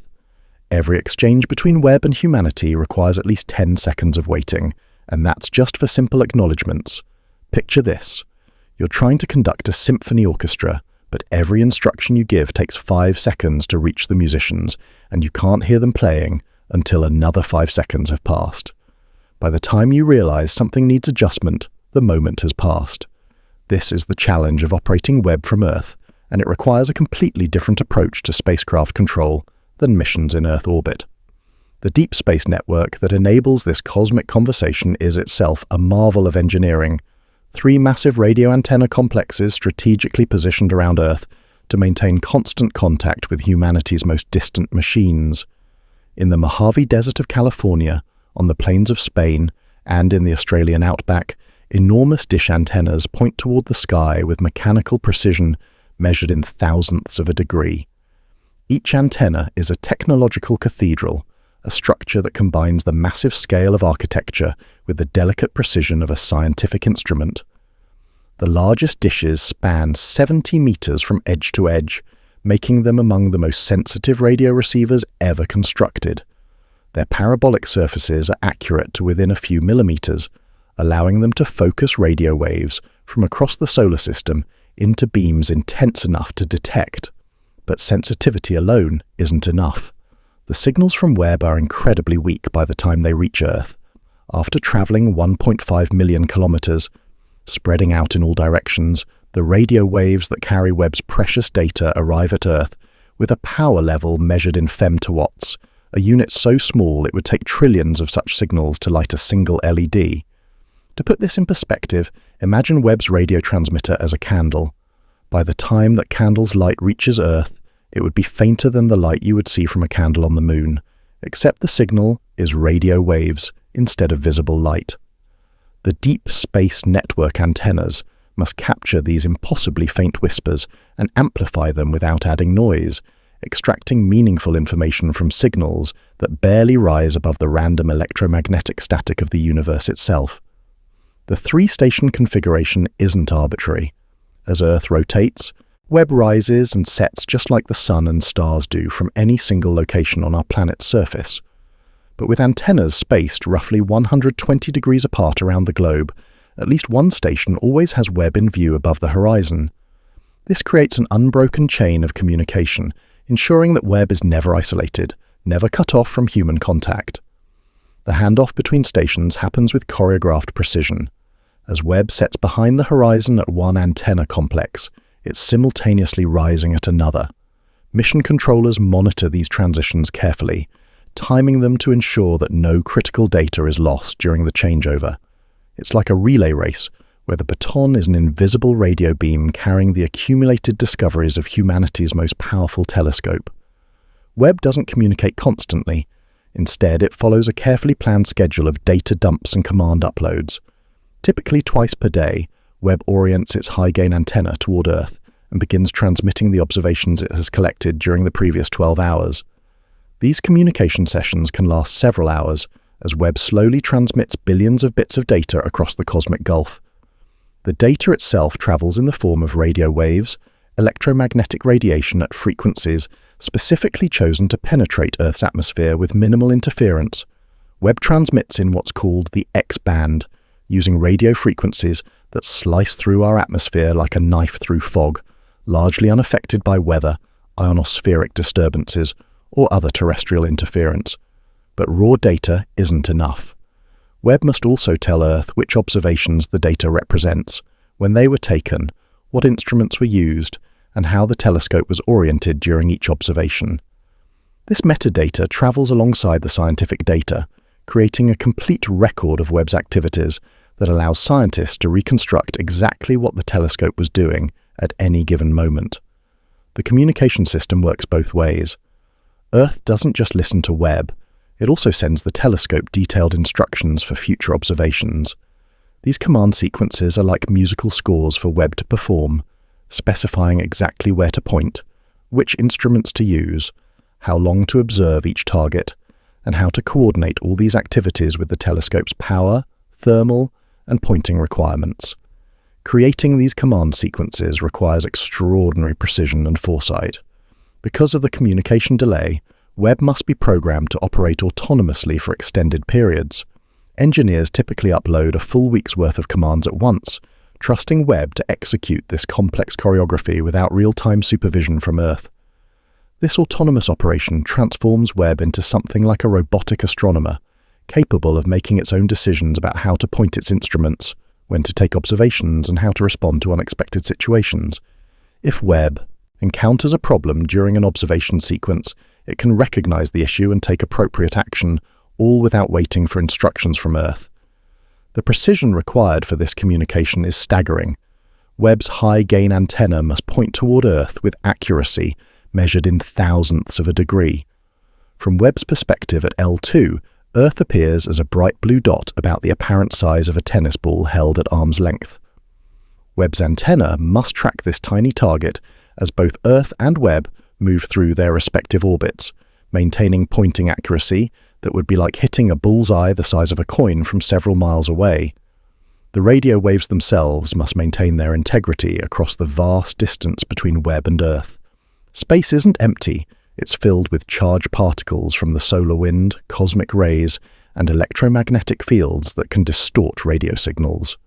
Webb's communications system must account for these effects, using error correction codes and signal processing techniques to ensure that the data arrives on Earth exactly as it was transmitted. Perhaps most remarkably, the Deep Space Network allows for two-way communication that feels almost real-time despite the physical limitations imposed by the speed of light. Controllers can send commands to Webb and receive confirmation that those commands were received and executed, all within minutes. It's like having a conversation with someone very far away who always takes exactly 10 seconds to respond to anything you say. This communication capability transforms Webb from a distant, isolated machine into an extension of human curiosity. Every day, Webb downloads its latest discoveries to Earth, sharing with humanity the images and spectra it has captured from the edge of the observable universe. The telescope becomes a window, not just into space, but into possibilities we couldn't imagine before Webb opened its golden eyes. The data that flows through this cosmic communication link represents more than just scientific observations. It carries with it the accumulated wonder of everyone who has ever looked up at the night sky and asked what's out there. Webb's radio signals bridge the gap between human imagination and cosmic reality, allowing our earthbound species to explore realms we can never physically visit. As you settle into sleep tonight, that conversation continues across the cosmic dark. Right now, as you rest, one of the Deep Space Network antennas is pointed toward the constellation where Webb orbits the invisible point called L2. Radio waves are flowing between Earth and telescope, carrying commands outward and discoveries inward, maintaining the invisible thread that connects humanity to its most distant technological achievement. The signals are too faint for you to detect, too weak to interfere with any earthly communication. But they're there, whispers traveling at the speed of light across 1.5 million kilometers of empty space, ensuring that Webb never truly operates alone. In that radio dialogue, carried by waves of electromagnetic energy spanning the void between worlds, human curiosity extends its reach across distances that dwarf our daily experience. Tomorrow night, we'll discover what Webb reveals when it turns its infrared gaze toward other worlds orbiting distant stars. We'll explore the telescope's search for exoplanets and the chemical signatures that might indicate life beyond Earth. But for now, rest knowing that Webb's conversation with Earth continues through the night, a technological whisper spanning the cosmic gulf, carrying humanity's questions outward and the universe's answers home. Let your thoughts wander beyond the boundaries of the familiar, beyond your room, beyond Earth's protective atmosphere, beyond our solar system's comfortable embrace, to places where alien suns warm the surfaces of distant worlds.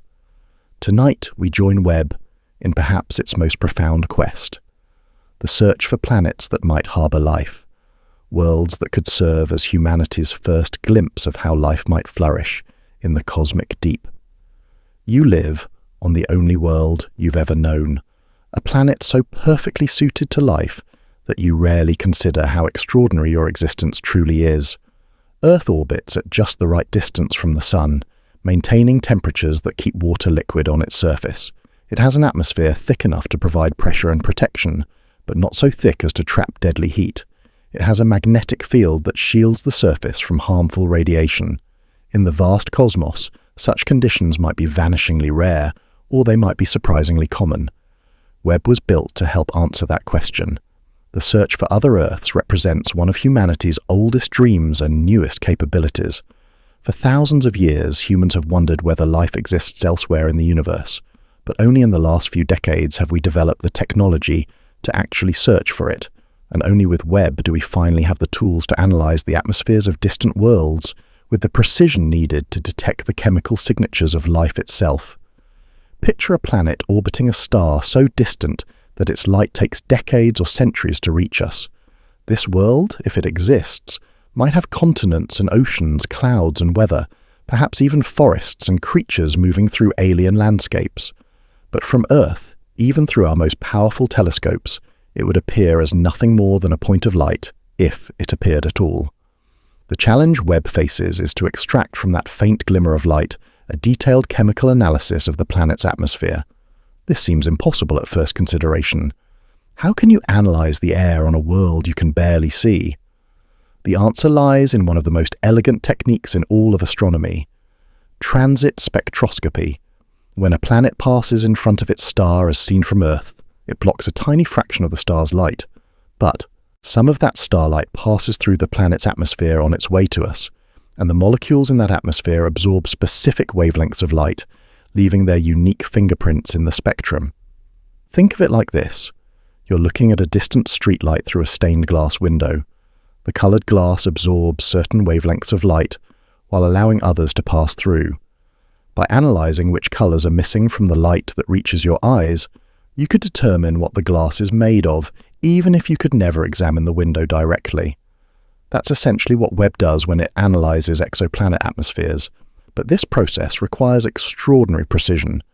The amount of starlight blocked by a planet's atmosphere is incredibly small, often less than 1 part in 10,000. It's like trying to detect the difference in brightness when a single human hair is placed in front of a searchlight from several miles away. Webb's infrared sensitivity and thermal stability make it uniquely capable of detecting these minute variations in starlight. The molecules Webb searches for in alien atmospheres read like a recipe for life as we know it. Water vapor, the universal solvent that makes biochemistry possible. Carbon dioxide and methane, gases that could indicate geological activity or biological processes. Oxygen and ozone, which on Earth are maintained by photosynthesis, and would likely indicate the presence of life on any world where they're found in significant quantities. Each of these molecules absorbs infrared light at specific wavelengths, creating distinctive spectral lines that Webb can detect and measure. Water vapor absorbs strongly at several infrared wavelengths. Methane has its own characteristic absorption pattern. Carbon dioxide leaves unmistakable fingerprints in the spectra Webb collects. By comparing the light from a star when its planet is in front of it to the light when the planet is behind it, Webb can isolate the atmospheric signal and determine which molecules are present. But Webb's hunt for other Earths extends beyond just analyzing atmospheres.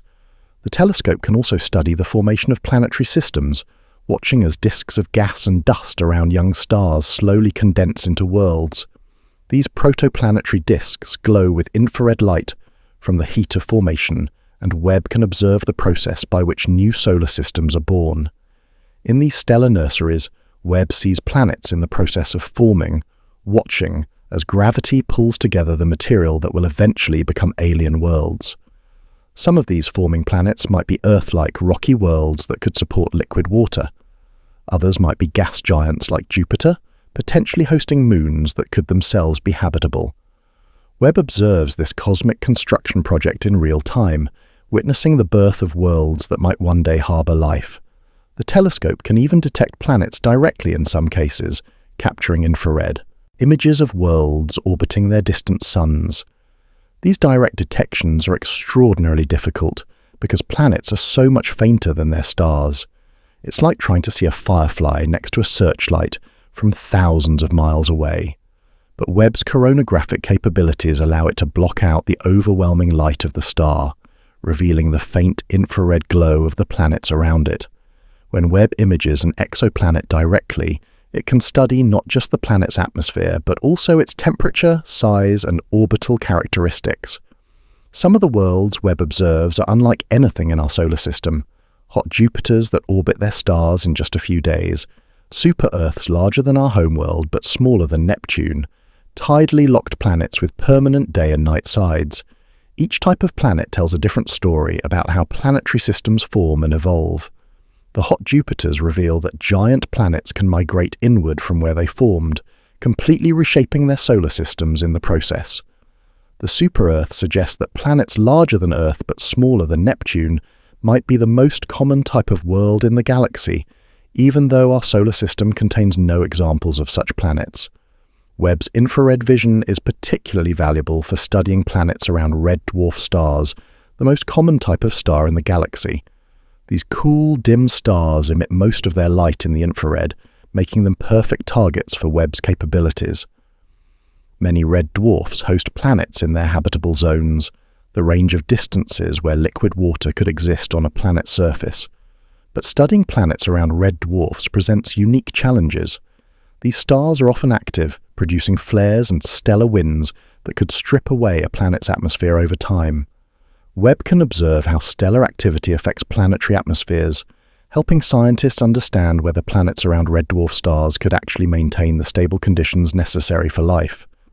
The search for biosignatures, chemical indicators of life, represents the ultimate goal of Webb's exoplanet observations.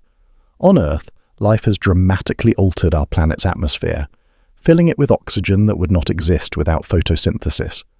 Life also produces other gases like methane and phosphine that could potentially be detected in alien atmospheres. But identifying biosignatures requires extreme caution. Many molecules associated with life on Earth can also be produced by non-biological processes. Oxygen can be created by the photodissociation of water vapor. Methane can be produced by geological activity. Webb's spectra must be analyzed carefully to distinguish between biological and non-biological sources of these molecules. The most convincing biosignatures would be combinations of molecules that are difficult to produce simultaneously without life. Oxygen and methane together in an atmosphere would be particularly intriguing because these gases react with each other and would normally disappear quickly unless something is continuously replenishing them. On Earth, that something is life. Webb has already begun its survey of exoplanet atmospheres, and the results have been remarkable. The telescope has detected water vapor in the atmospheres of gas giant planets, measured the temperatures and compositions of alien worlds, and even observed weather patterns on planets orbiting distant stars. Each observation adds another piece to the puzzle of how common Earth-like conditions might be in the universe. Perhaps most intriguingly, Webb has found that many exoplanet atmospheres are cloudier than scientists expected. Clouds can dramatically affect a planet's climate and habitability, and understanding cloud formation on alien worlds is crucial for determining whether they could support life. Webb's infrared observations can penetrate through some types of clouds, revealing the atmospheric composition beneath. As you drift towards sleep tonight, consider that Webb may already have observed a world that harbors life. Among the thousands of exoplanets the telescope will study during its mission, some might be home to alien biospheres, filled with creatures that evolved under the light of distant suns. The spectrum containing the proof of their existence might already be stored in Webb's computers, waiting for scientists to recognize the telltale chemical signatures of life. The hunt for other Earths represents more than just scientific discovery. It addresses one of the most fundamental questions humans have ever asked. Are we alone? Webb's infrared eyes peering across the cosmic dark may finally provide the answer. In the spectral lines of alien atmospheres, in the chemical fingerprints of distant worlds, we might finally find evidence that life is not unique to Earth, that the universe is filled with worlds where evolution has painted its own masterpieces of complexity and wonder. Tomorrow night, we'll explore how Webb captures images of cosmic phenomena that existed when the universe was young, revealing baby pictures of the cosmos itself. We'll discover how the telescope serves as a time machine, showing us not just distant places, but distant times. But for now, rest knowing that Webb continues its patient hunt for other Earths, analyzing the atmospheres of alien worlds, searching for the chemical signatures that would indicate we are not alone in this vast and ancient universe. Settle into stillness and imagine looking through an old photo album, turning pages that reveal faces from long ago, baby pictures of your parents, grandparents, ancestors you never knew, but whose features you recognize in your own reflection. Tonight, we open the universe's own photo album with Webb, discovering images of cosmic infancy that show us how everything we know today looked when it was impossibly young. You've seen baby pictures your entire life, those precious glimpses of how familiar people appeared before. Time shaped them into who they became. But imagine if you could see baby pictures of galaxies, of the very first stars, of the cosmic structures that would eventually give birth to solar systems and planets, and life itself. Webb doesn't just look across space, it looks across time, and the farther it sees, the younger the universe becomes in its golden eyes. This is perhaps the most profound magic of astronomy. Light travels at a finite speed, fast by human standards, but slow when measured against cosmic distances. When you look at the moon, you see it as it was 1.3 seconds ago. When you look at the sun, you see it as it was 8 minutes ago. When Webb looks at the most distant galaxies, it sees them as they were over 13 billion years ago, when the universe was just a toddler compared to its current ancient age. Picture the cosmic timeline stretched out like a long scroll. The present moment, where you rest tonight, is at one end. The Big Bang, the birth of everything, lies at the other end, 13.8 billion years in the past. As Webb looks deeper into space, it's essentially moving backward along this timeline, seeing younger and younger versions of cosmic history unfolding before its infrared eyes. The baby pictures Webb captures reveal a universe that was fundamentally different from the cosmos we inhabit today. In the earliest images, taken when the universe was only a few 100 million years old, galaxies appear smaller, more chaotic, and more actively forming stars than their modern descendants. They're like cosmic tadpoles bearing little resemblance to the elegant spiral and elliptical galaxies we see in the nearby universe. These ancient galaxies shine with the fierce light of massive young stars, burning through their nuclear fuel at prodigious rates. The stellar nurseries in these early galaxies are far more active than anything we see today, forming stars hundreds of times faster than in modern galaxies. It's as if Webb is observing the universe during its most energetic and creative period, when star formation was the dominant activity shaping cosmic evolution. But Webb's baby pictures reveal more than just individual galaxies. They show the cosmic web itself taking shape, the vast network of dark matter filaments along which ordinary matter flows to create the large-scale structure of the universe. In these ancient images, we can see gravity slowly gathering matter into the patterns that would eventually become galaxy clusters, superclusters, and the vast cosmic voids between them. Think of it like watching a city develop from aerial photographs taken decades apart. In the earliest pictures, you might see just scattered houses and dirt roads. In later images, neighborhoods appear, then shopping centers, then the complex urban infrastructure we recognize today. Webb's deep field images show us cosmic evolution in a similar way, revealing how the simple, relatively smooth universe of the cosmic dawn gradually developed into the complex, structured cosmos we observe around us. Some of Webb's most remarkable baby pictures show galaxies in the process of merging, cosmic collisions that trigger bursts of star formation and reshape the participants beyond recognition. These galactic interactions were much more common in the early universe, when galaxies were closer together and had not yet settled into the more orderly arrangement we see today. The merger process itself is a spectacular display of gravitational choreography. As two galaxies approach each other, their mutual gravity distorts their shapes, drawing out long streams of stars and gas. Eventually, they spiral together and merge into a single larger galaxy, often triggering a starburst that temporarily makes the merged system one of the brightest objects in the universe. Webb can observe these mergers at various stages, from the initial approach through the final coalescence. It's like having a flipbook animation of cosmic collision, each frame captured when the universe was a different age. These observations help astronomers understand how modern galaxies formed through the accumulation and merger of smaller systems over cosmic time. Perhaps most remarkable are Webb's observations of the very first galaxies, cosmic newborns that formed when the universe was less than 5% of its current age. These primordial systems are so distant that their light has been traveling toward us for nearly the entire history of the cosmos. They appear as faint, red smudges in Webb's deepest images, their light redshifted by cosmic expansion into the infrared wavelengths Webb was designed to detect. These first galaxies are surprisingly massive and well-formed for their age, challenging astronomers' understanding of how quickly cosmic structure could develop after the Big Bang.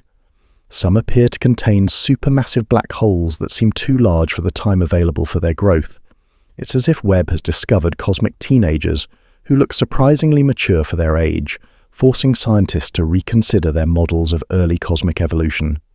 The spectra Webb collects from these ancient galaxies reveal their chemical composition, showing which elements were present in the early universe and which had not yet been created. The first stars were made almost entirely of hydrogen and helium, the only elements produced in significant quantities by Big Bang nucleosynthesis. Heavier elements like carbon, oxygen, and iron had to be forged in stellar nuclear furnaces and dispersed by supernova explosions. Webb can actually observe this process of cosmic chemical enrichment in action. The spectra of the most distant galaxies show lower abundances of heavy elements, while galaxies observed at later cosmic epochs show progressively higher metallicities.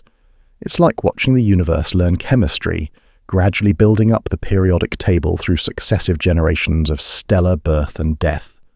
Some of Webb's most profound baby pictures show the epoch of ionization, when the first stars and galaxies produced enough ultraviolet radiation to ionize the hydrogen gas that filled the space between them. Before this epoch, the universe was opaque to most forms of electromagnetic radiation. The cosmic dark age was ending, and space was becoming transparent for the first time since the universe cooled enough for atoms to form. Webb can observe this transition directly, seeing galaxies whose light shows the characteristic signatures of ionizing radiation.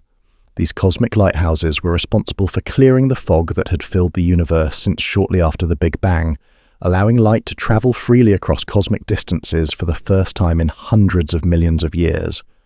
The telescope's baby pictures also reveal the formation of the first heavy elements in detail. When massive stars exploded as supernovae in the early universe, they dispersed the products of stellar nucleosynthesis into the surrounding gas.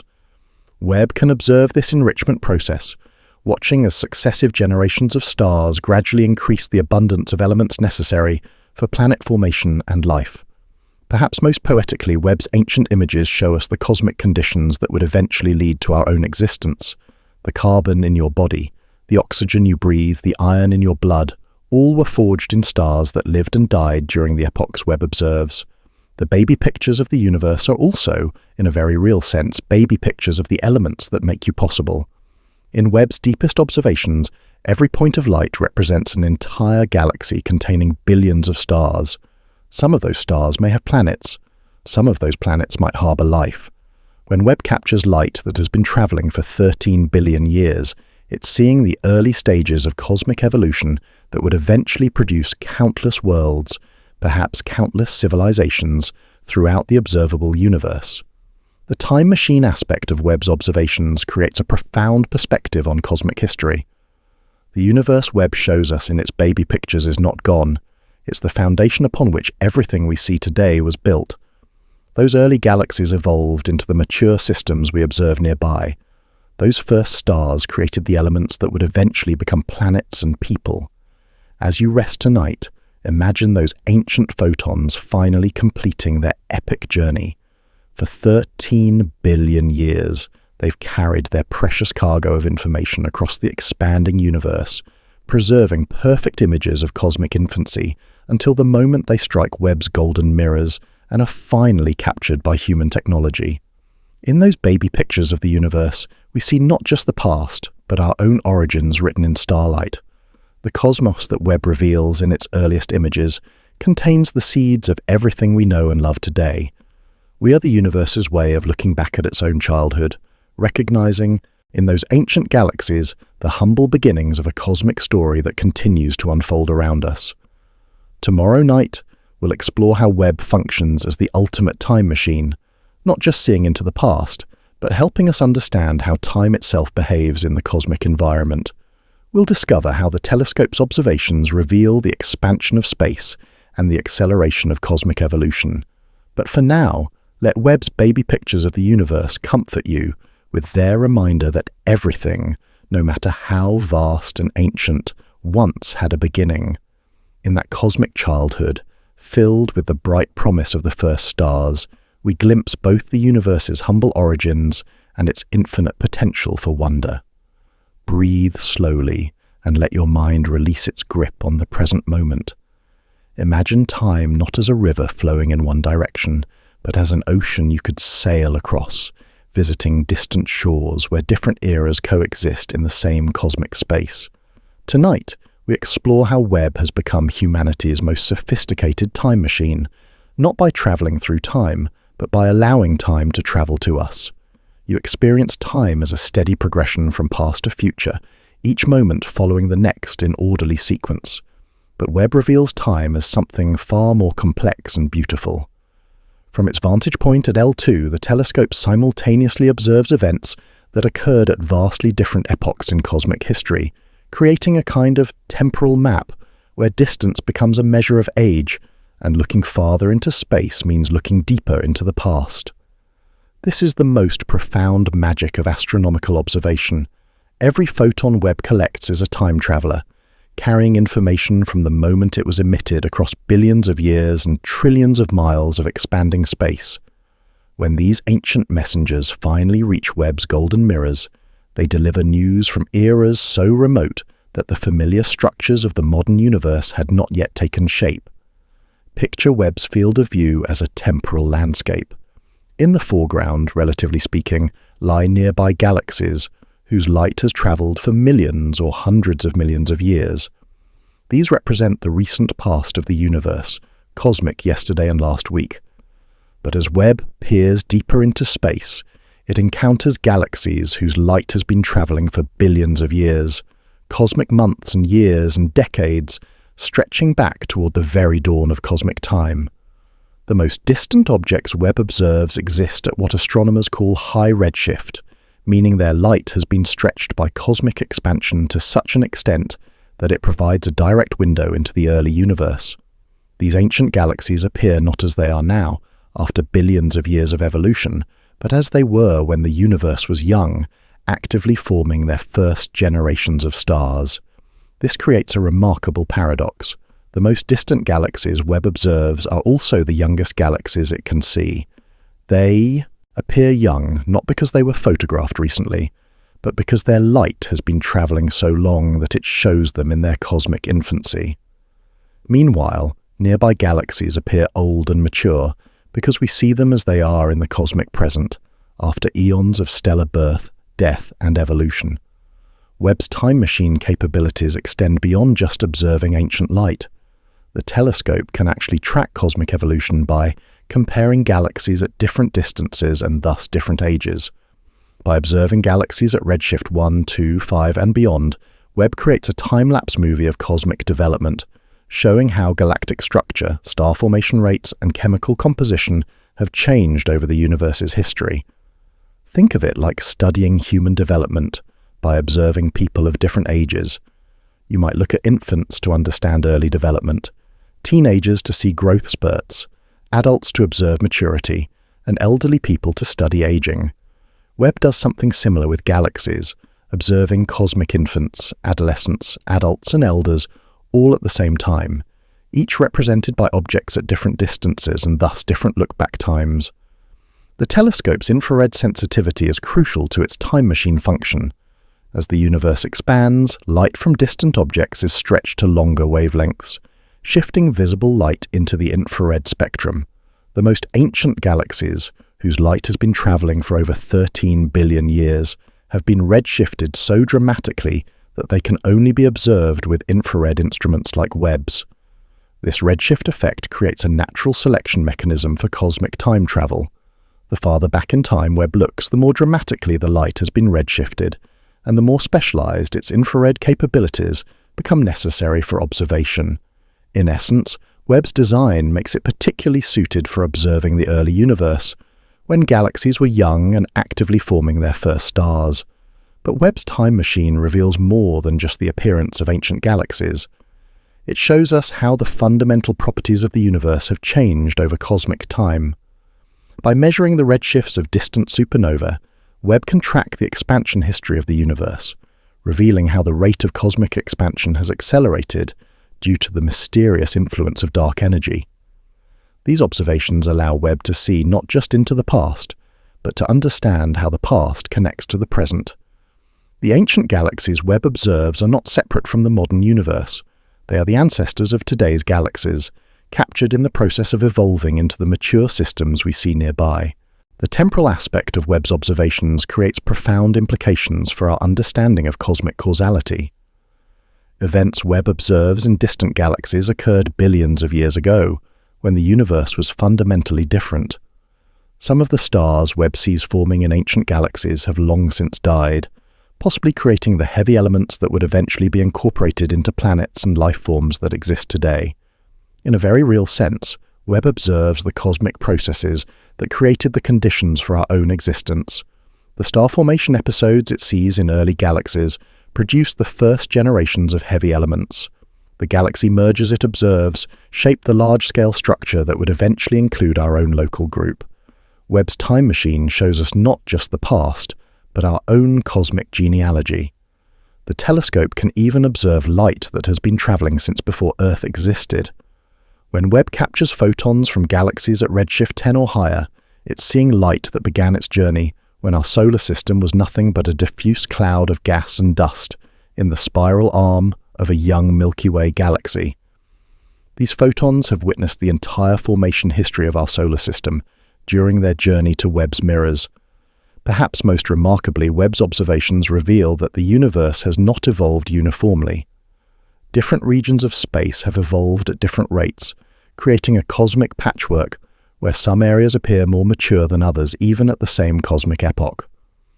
This suggests that cosmic evolution is influenced by local conditions like dark matter density and galaxy cluster dynamics. The time machine aspect of Webb's mission extends to its study of stellar evolution within individual galaxies. By observing star-forming regions in galaxies at different redshifts, Webb can track how the process of star formation has changed over cosmic time. Early galaxies appear to form stars much more rapidly and efficiently than modern galaxies, suggesting that the cosmic star formation rate has been declining for billions of years. Webb can also observe the evolution of supermassive black holes by studying quasars at different cosmic epochs. These distant quasars show us black holes in the process of rapid growth, feeding voraciously on surrounding matter and outshining their entire host galaxies. By comparing quasars at different redshifts, Webb reveals how black hole activity has changed as the universe has aged.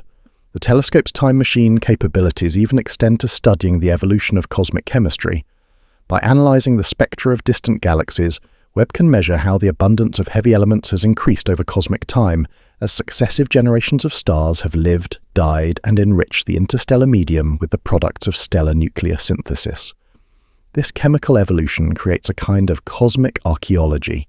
The spectra of the most distant galaxies show us what the universe was like when it contained only the primordial elements created by Big Bang nucleosynthesis. Progressively closer galaxies show higher metallicities, revealing how stellar death gradually enriched the cosmos with the elements necessary for rocky planets and life. As you drift towards sleep tonight, imagine Webb continuing its voyage through cosmic time. The telescope doesn't move through space in any dramatic way, but it travels through time with every observation, visiting different epochs of cosmic history by simply pointing its golden mirrors in different directions and looking to different distances. In Webb's time machine, past and present coexist in the same field of view. Ancient starlight and modern radiation mingle in the telescope's focal plane, creating images that span billions of years of cosmic evolution in a single exposure. It's as if Webb has created a photograph of time itself, capturing the entire history of the observable universe in infrared light. The profound truth Webb reveals is that we live not just in space but in time, surrounded by light that carries messages from every epoch of cosmic history. The universe's past is not gone. It's still traveling toward us at the speed of light, arriving at Webb's mirrors as a constant stream of temporal information that allows us to witness cosmic evolution in real time. Tomorrow night, we'll explore what Webb will discover in the years ahead, peering even deeper into cosmic history and revealing new mysteries about the universe's formation and evolution. We'll imagine the future discoveries waiting in the ancient light, still traveling toward us across the cosmic dark. But for now, rest in the knowledge that Webb's time machine continues its voyage through cosmic history, collecting photons that have journeyed for eons to tell us the story of how everything we know came to be. In that ancient light, preserved by the universe's own physics, lies the complete record of cosmic evolution from the first stars to the present moment. Let your thoughts drift forward now, beyond this quiet night, beyond tomorrow, beyond the years immediately ahead, to a time when Webb's golden eyes have been watching the cosmos for decades. Tonight, we peer into the future through the lens of possibility, imagining the discoveries that await us in the ancient light still traveling toward Webb across the vastness of space. You think of the future as unwritten, a blank page waiting to be filled by events yet to unfold. But in the cosmos, Webb observes, the future is already encoded in starlight that began its journey eons ago and will continue arriving at our telescopes for years to come. Every photon now racing toward Webb carries information about cosmic events that occurred in the deep past but will only be revealed to us in the years ahead. Picture streams of light, invisible rivers of information flowing toward Webb from every direction. Some of these photon streams left their sources yesterday, cosmically speaking. Others began their journey when the universe was a fraction of its current age. All of them will arrive at Webb's mirrors in the coming years, each one carrying news from a different epoch of cosmic history, each one potentially holding answers to questions we haven't yet learned to ask. The discoveries awaiting us in this incoming light span the entire range of cosmic phenomena. Among the photons now traveling toward Webb are those that will reveal the most distant galaxy ever observed, a cosmic infant that formed when the universe was younger than we can currently see. This ancient system might challenge our understanding of how quickly galaxies can form after the Big Bang, or it might confirm our models of early cosmic evolution. Somewhere in the cosmic darkness, light is traveling toward Webb that will show us the formation of the very first stars, those massive primordial suns made only of hydrogen and helium that ignited when the universe first emerged from its dark age. These population 3 stars, as astronomers call them, have never been directly observed because they lived and died billions of years ago, but their light, stretched and redshifted by cosmic expansion, may finally reach Webb's infrared detectors in the years ahead. The telescope's future discoveries will likely revolutionize our understanding of exoplanets and the potential for life elsewhere in the universe. Among the thousands of worlds Webb will study in the coming years, some may harbor the chemical signatures of biological activity. The spectrum containing the first confirmed biosignature may already be encoded in light now traveling toward our solar system, waiting to be captured and analyzed by Webb's sophisticated instruments. Think of it like this. Imagine letters sent from distant lands, each one taking years to reach you, but all of them carrying news about places and people you've never encountered. Webb's future observations are like opening a cosmic mailbox, filled with messages from across the universe, each one revealing something new about the nature of existence itself. The telescope will peer deeper into cosmic history than any previous instrument, possibly observing galaxy formation when the universe was only 100 million years old, just 1% of its current age. These observations might reveal how the cosmic dark age ended when the first stars began to shine and the universe became transparent to light for the first time since the epoch of recombination. Webb's study of stellar nurseries will reveal new details about how stars and planetary systems form. The telescope might observe the birth of solar systems similar to our own, watching as disks of gas and dust around young stars gradually condense into planets. These observations could show us how common Earth-like worlds might be, and what conditions are necessary for the formation of habitable planets.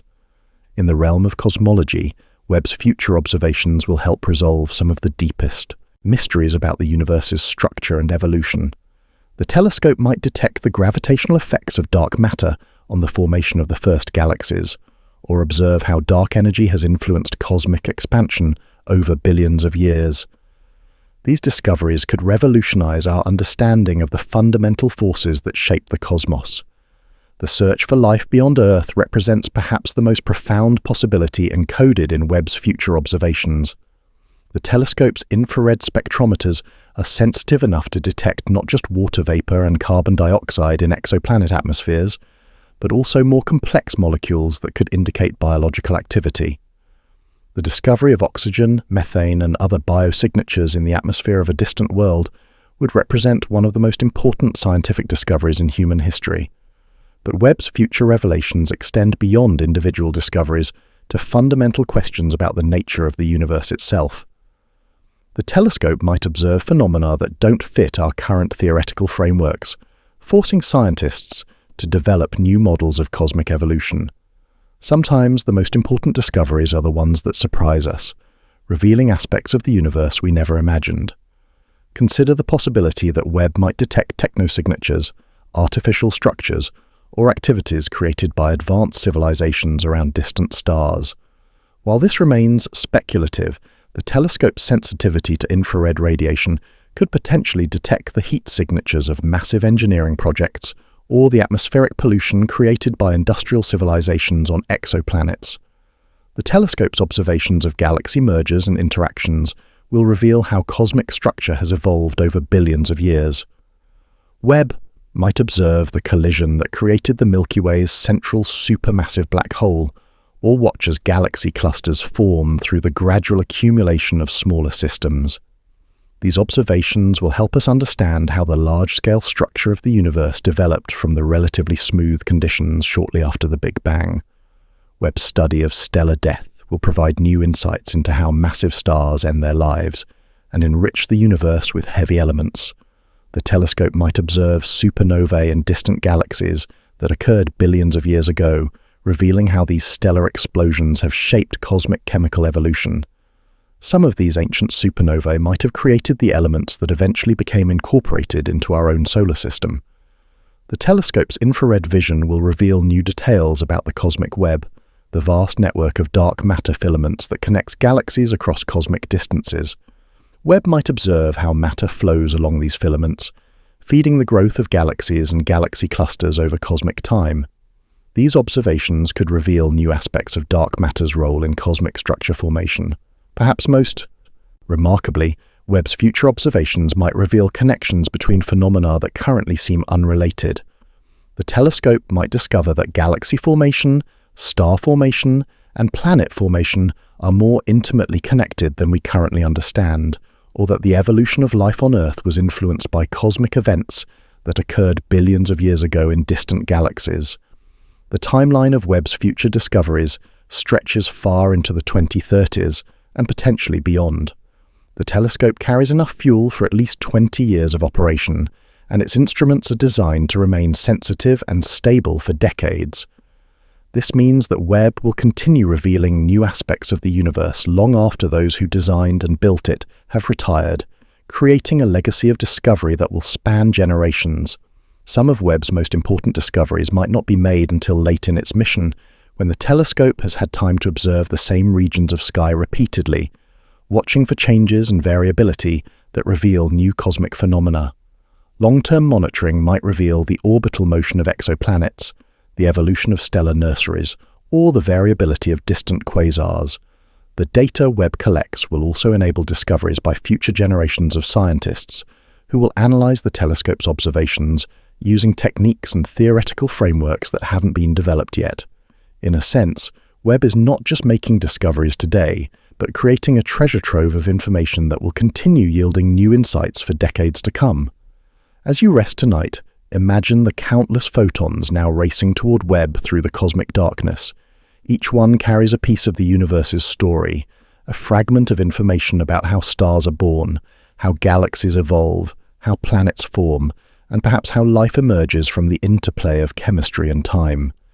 The future written in starlight is already on its way to us, encoded in invisible streams of infrared radiation that will continue arriving at Webb's mirrors for years to come. In that ancient light, traveling across impossible distances to reach our small corner of the cosmos, lies the next chapter of human understanding about our place in the universe. Tomorrow night, we'll contemplate Webb's eventual journey home and what happens when humanity's greatest telescope finally completes its cosmic mission. We'll explore the end of Webb's story and how its discoveries will influence the next generation of space telescopes. But for now, let the promise of future discoveries comfort you. Somewhere in the darkness between the stars, answers to humanity's deepest questions about the cosmos are traveling toward us at the speed of light, ready to be captured by Webb's golden mirrors and revealed to our wandering eyes. Rest quietly and imagine a distant future, perhaps 20 years from now, when Webb's golden mirrors have been watching the cosmos for most of a human generation. The telescope that once represented humanity's boldest reach into the unknown has become an old friend, a reliable companion that has shared the universe's deepest secrets with us.